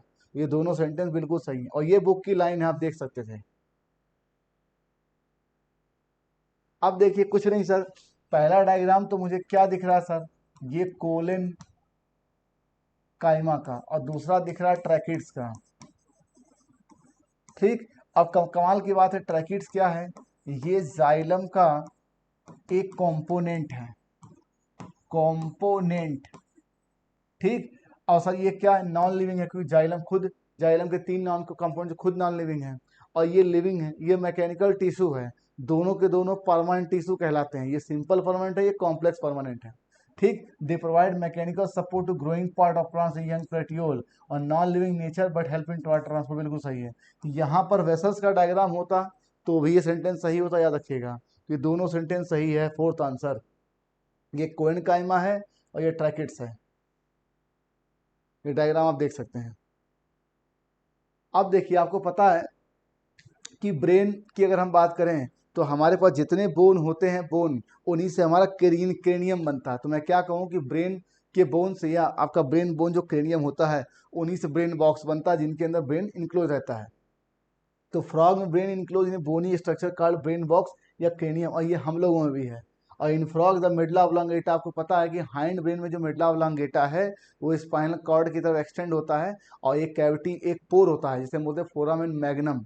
तो फोरामेन मैग्नम के माध्यम से कंटिन्यू करता है स्पाइनल कॉर्ड में, और ये हम लोगों में भी है, याद रखिएगा। फोरामेन मैग्नम हम लोगों में भी है, ठीक है। तो ये दोनों सेंटेंस बिल्कुल सही है वर्टिकल कॉलम में, और स्पाइनल कॉर्ड जो होती है वर्टिकल कॉलम में प्रोटेक्ट रहती है, ठीक। और चाहे ब्रेन हो चाहे आपका स्पाइनल कॉर्ड, ये दोनों के दोनों सेंट्रल नर्वस सिस्टम के पार्ट होते हैं। तो ये दोनों सेंटेंस सही है। अब देखिए डायग्राम जो आप किताब में ये बना हुआ ना, आपके on the basis of centromere, आपके क्रोमोसोम का, इसमें दूसरा और तीसरा डायग्राम जो दिया है बच्चों, वो दोनों के दोनों हम सब मेटासेंट्रिक बोलेंगे। क्यों? क्योंकि आपके एक्रोसेंट्रिक में एक छोटा और एक बड़ा, और टीलोसेंट्रिक में टर्मिनल सेंट्रोमियर। तो जो टर्मिनल सेंट्रोमियर है वो ये वाला केस होता है, ये आपका टीलोसेंट्रिक है। तो ये तो हमारा एक्रोसेंट्रिक हो गया, ठीक है, और ये सब मेटासेंट्रिक हो गया। कुछ नहीं sir, slightly away from the middle of chromosome, एक छोटा एक बड़ा, ठीक है, और एक एक्सट्रीमली छोटा एक्सट्रीमली बड़ा, ये दोनों सेंटेंस सही है, याद रखिएगा। दो तीसरा डायग्राम में थोड़ा डिस्प्यूट है, कह सकते हैं ना कि वो डायग्राम दोनों ही, दूसरा तीसरा डायग्राम सब मेटासेंट्रिक में ही जाएगा, याद रखिएगा। That is fourth answer. और on the basis of centromere, जो आपके क्रोमोसोम होते हैं 4 प्रकार के, मेटासेंट्रिक, सब मेटासेंट्रिक, एक्रोसेंट्रिक, टीलोसेंट्रिक। ठीक है, टीलोसेंट्रिक में आपका टर्मिनल सेंट्रोमियर होता है, इस तरह की 2 भुजाएं होती हैं। अब देखिए डायग्राम, आपको लगेगा सर छोटा बड़ा, तो ये डिस्प्यूट है थोड़ा, इन दोनों को हम सब मेटासेंट्रिक मिलेंगे। ठीक है, अब देखिए ये कहा गया था कि जो आप जमाने से पढ़ते आए कि एक ग्लूकोज जब रेस्पिरेशन में जाता है तो भाई साहब वो 38 एटीपी देता है। ठीक, ये बातें हम लोगों ने पढ़ी, लेकिन ये बातें हाइपोथेटिकल या केवल एजम्पशन बेस हैं, रियलिटी में ऐसा होता नहीं है। तो रियलिटी में केवल ग्लूकोज ही नहीं रेस्पायर्ड होता है, कभी फैट होता है। और जो आपके चारों pathway, glycolysis, link reaction, Krebs cycle, अगर इनमें से कहें कि ये 38 एटीपी हम तभी मानेंगे जब इतने एजम्पशंस हो, there is sequential orderly pathway functioning with one substrate form next, मतलब एक कंपाउंड बने फिर दूसरा बने, ऐसा हो, टीसीए साइकिल अगर प्रॉपरली चले। फिर ये कहा गया NADs size in glycolysis transferred into mitochondria and undergoes oxidative phosphorylation, मतलब जो एनएडीएस ग्लाइकोलिसिस बना वो तुरंत चला जाए कहाँ पर, माइटोकॉन्ड्रिया के अंदर, ईटीएस में। और कोई भी इंटरमीडिएट जो बना है वो बाहर ना जाए, और कोई बाहर से बना हुआ कंपाउंड इस ग्लाइकोलिसिस पाथवे में, ग्लाइकोलिसिस, टीसीए साइकिल, ईटीएस और लिंक रिएक्शन में कहीं इंटर ना करे। None of the intermediate in the pathway are utilised to synthesise any other compound, और only glucose is being respired, no other alternative substrate are being entering in the pathway at any of the intermediate. तो ऐसा possible नहीं है, हमारे शरीर में हम बहुत सारे खाना खाते हैं, फैट खाते हैं, लिपिड खाते हैं, तो केवल ग्लूकोज, तो ये केवल एक हाइपोथेटिकल एजम्पशन है। क्या बोला ना, it is possible to make calculation of the net gain of AT for every glucose molecule oxidize, but in reality this can remain only a theoretical exercise. ये केवल थ्योरेटिकल सैद्धांतिक बात है।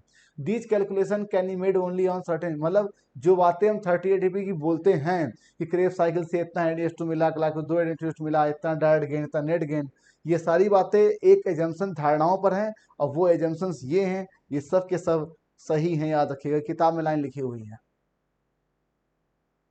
ये देखिए लाइन लिखी हुई है, लिखा है सेट द जितने भी ग्रोथ प्रमोटिंग सब्सटेंस होंगे पीजीआर में वो सब के सब डिले ऑफ सेनेसेंस करेंगे, याद रखिएगा।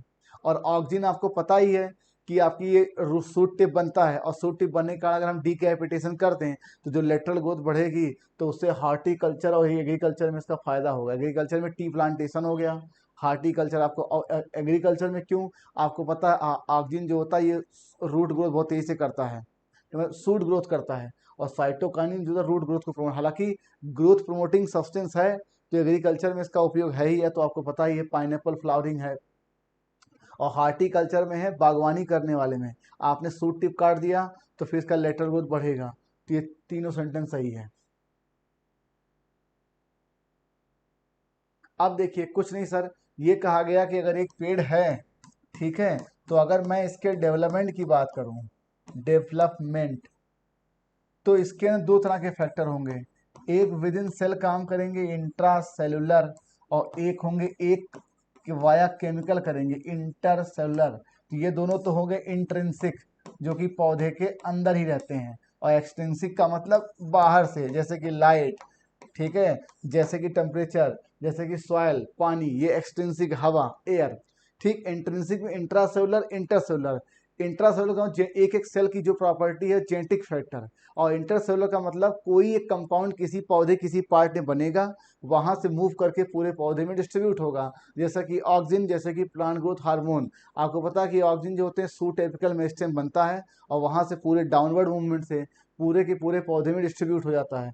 तो इंटरसेलुलर फैक्टर और केमिकल होते हैं, जैसे प्लांट ग्रोथ रेगुलेटर, और इंटरसेलुलर जेनेटिक फैक्टर होता है। हर एक सेल की अपनी कोई जेनेटिक मैकेनिज्म होती है, जैसे आपको पता है एक पेड़ है तो कांटा हर जगह से नहीं निकलता, जहाँ जीन होगा कांटा बनने का उस पौधे में वहीं से निकलेगा। तो क्या ये सही है दोनों? इंट्रिंसिक फैक्टर मतलब इंट्रिंसिक 2 प्रकार के, इंट्रासेलुलर और इंटरसेलुलर, और एक्सट्रिंसिक में लाइट है, टेम्परेचर है, विंड है, ऑक्सीजन है, पानी है, ये यहाँ लिखा हुआ है।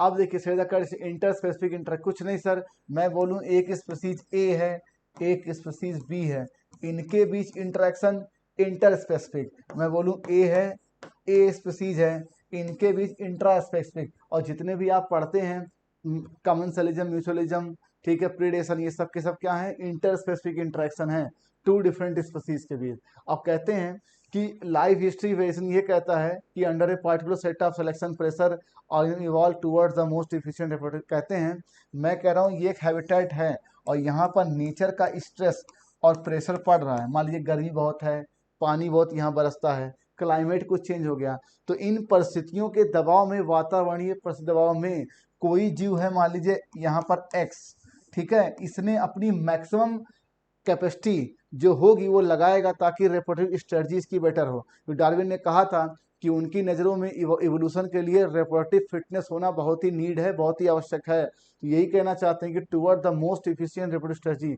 मतलब कैसे ये अच्छे से अच्छे सर्वाइव करे और अच्छे ज़्यादा से ज़्यादा प्रोजनी अपनी बनाए और इसकी प्रोजनी इस क्लाइमेटिक कंडीशन में भी सर्वाइव कर जाए। तो her under particular set of selection pressure organism evolve towards the most efficient reproductive strategy, मतलब सबसे बेस्ट तरीका अपनाएगा कि रिप्रोड्यूस करे, अपनी प्रोजनी बढ़ाए। तो डार्विन का पहला ही जो स्टेप था वो क्या था, ओवर प्रोडक्शन था। जितनी ज़्यादा आप पॉपुलेशन पैदा करेंगे, फिर उनमें स्ट्रगल फॉर एग्जिस्टेंस था, फिर सर्वाइवल ऑफ फिटेस्ट था, ठीक है। फिलिका पेटर आपको पता ही है, किसी जंगल में या किसी जगह पर अगर मान लीजिए कोई कार्निवोरस एनिमल नहीं है तो हर्बीवोरस की संख्या अपने आप बढ़ जाएगी, और अगर आपने हर्बीवोरस कंट्रोल करना है तो आप कार्निवोरस एनिमल वहाँ पर इंटर करा दीजिए, तो धीरे देखिए उनकी संख्या कम होने लगेगी। तो पेटर की प्रे पॉपुलेशन अंडर कंट्रोल, बिल्कुल सही है, फोर्थ आंसर। अब देखिए, set the cut microbe specially yeast have been use from time memorial, कहते हैं बहुत ही पौराणिक और जमाने से आपके बेवरेज बनाने के लिए इस्तेमाल होता है ईस्ट, बिल्कुल ठीक है। अब देखिए, ये बताया गया था कि ईस्ट जब इस्तेमाल होता है आपके, तो उसमें कई प्रकार के थे, आपने पढ़ा था, एक था वाइन, ठीक, और एक था बियर, और एक आपने पढ़ा था विस्की, एक आपने पढ़ा था ब्रांडी, और एक आपने पढ़ा था रम। ये विदाउट डिस्टिलेशन थे, ये आपकी किताब में ही लिखा है, और ये आपके विथ डिस्टिलेशन है। तो सभी प्रकार के जो बेवरेजेस हैं विथ डिस्टिलेशन बनते हैं, गलत है, और सभी प्रकार के बिना के बनते हैं, ये भी गलत है। और लैक्टिक एसिड बैक्टीरिया, बैक्टीरिया मुनरा होते हैं, प्रोकैरियोटिक होते हैं, ये यूकैरियोट नहीं है सर, ये प्रो है, तो गलत हो गया, दैट इज फर्स्ट आंसर।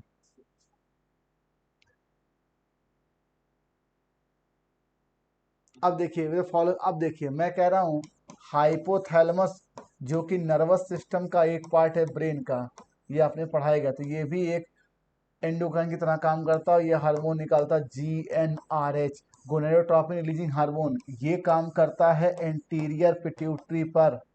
किस पे काम करता है ये, एंटीरियर पिट्यूटरी पर, और जिससे क्या निकलवाता है, यहाँ से रिलीज कराता है सर, गोनेडोट्रोपिन हार्मोन, और इसका नाम है FSH और LH, that is third answer.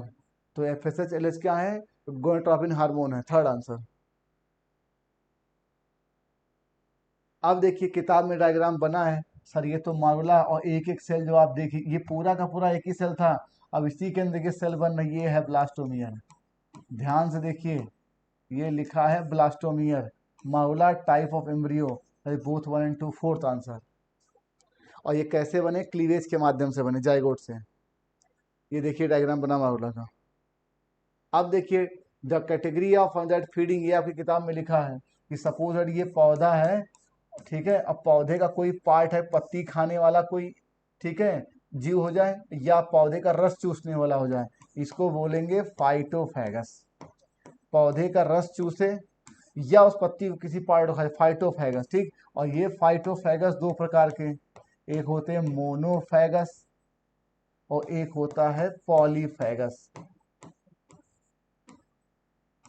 ठीक है। पॉलीफेगस का मतलब कोई इंसेक्ट मल्टीपल टाइप के प्लांट्स पर फीड करे, और एक ही प्रकार के केवल फीड करेगा किसी प्लांट को, तो बोलेंगे मोनोफेगस। जैसे कि अब ग्रास हापर, ये मल्टीपल फसलों पर, एग्रीकल्चर पर नुकसान पहुंचाता है, तो फाइटोफेगस है आंसर इसका, सेकेंड, ठीक है। अब देखिए इन इंडिया वर्ल्ड एस्टिमेटर, ये तो आप जमाने से पढ़ते हैं, राइस की कितनी है, 2000 है, और आपके बासमती कितनी है, 27, थर्ड आंसर। ये देखिए 2 लाख वेराइटी लिखी हुई है, और डॉक्यूमेंट्री कितनी वैरायटी है, 27 है बासमती की। अब देखिए इंडियन पार्लियामेंट ने पेटेंट टर्म्स को देखते हुए एक सेकेंड अमेंडमेंट लेकर के आए कि भैया हम लोग को भी अपनी चीज़ों को क्या करना चाहिए, प्रिजर्व करना चाहिए। हम लोग को भी जो काम हम लोग हमारे देश की पौराणिक चीज़ों में है उन चीज़ों में उसका ये सेकंड अमेंडमेंट लेके आए थे इंडियन पेटेंट बिल का, कि अब हमें भी अपनी जितनी भी हमारी संस्कृत धरोहर है उन्हें बचाना चाहिए। तो ये अमेंडमेंट हुआ था, ये थर्ड आंसर। और ये किताब में आपके लिखा हुआ, ध्यान से देखिए, ठीक है, ये बुक में लिखा हुआ है, थर्ड सेकंड अमेंडमेंट था ये पेटेंट बिल का। देखिए लिखा है कि the Indian parliament has recently cleared second amendment of Indian patent bill that takes such issue in consideration including patent term, emergency provision and research and initiative.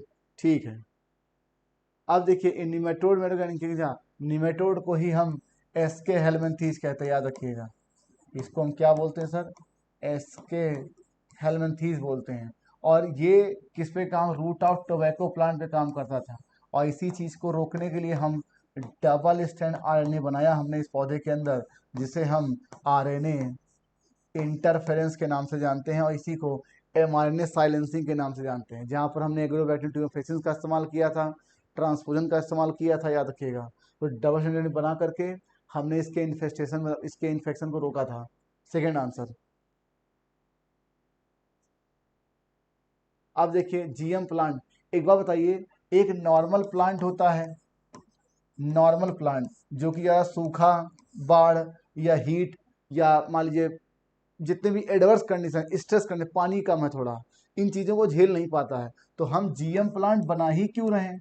पहली बात, एक तो इसका न्यूट्रिशनल वैल्यू बढ़ाने के लिए, भाई जो इसके अंदर हमें न्यूट्रिशनल वैल्यू बढ़ाने के लिए, एक तो ये हो गया। लेकिन जो जीएम प्लांट बने वो इन परिस्थितियों को ज़्यादा से ज़्यादा होल्ड कर सके, टॉलरेट कर सके, एग्जिस्ट कर सके, उनके बीच मान लीजिए थोड़ी ठंडी पड़े, जाड़ा पड़ जाए, बहुत नमी पड़ जाए तो बचा रहे, सूखा पड़े तो भी टिका रहे, ज़्यादा गर्मी तो भी टिका रहे। तो ये जीएम प्लांट करने के लिए, एबायोटिक स्ट्रेस को बचने के लिए जीएम प्लांट बनाए जाते हैं, याद रखें। और न्यूट्रिशन वैल्यू तो है ही, जैसे आपने पढ़ा था गोल्डन राइस, विटामिन ए। देखिए कोल्ड, ड्राट, सॉल्ट, हीट। अब देखिए वर्ल्ड टेम्परेचर, कुछ नहीं सर, आपको पता था कि जब आप पीसीआर कराते थे तो उसमें पहला स्टेप डीनेचुरेशन था, डीनेचुरेशन, दूसरा अनीलिंग, तीसरा एक्सटेंशन। ठीक, ये होता था 94 टू 96 डिग्री सेल्सियस, और अनीलिंग होता था आपका 55 टू 65, और ये होता था 70 से 75 डिग्री सेल्सियस। तो मोर देन 90 हुआ डीनेचुरेशन। और ये एक प्रकार का इन विट्रो डीएनए का सिंथेसिस है। कहीं पर अगर डीएनए कम मिलता है तो उसका अमाउंट बढ़ाने के लिए हमने किया था। और क्या किताब में लिखा है सर कि 30 साइकिल में एटलीस्ट 1 बिलियन कॉपी हमने बना लिया है।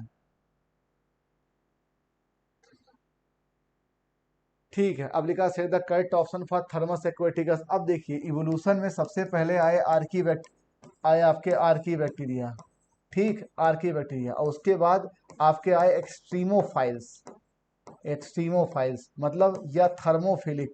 तो जो ये थर्मोफिलिक है ये आर्की बैक्टीरिया नहीं, याद रखिएगा।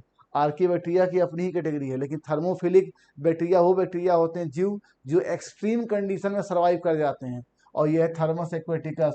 आपने पढ़ा होगा इसका डीएनए पॉलीमरेज 70 से 75 डिग्री सेल्सियस में भी काम करता है। इसको बोलते हैं एक्सट्रीमोफाइल या थर्मोफिलिक ऑर्गेनिज्म। फर्स्ट आंसर, ये आर्की बैक्टीरिया नहीं है।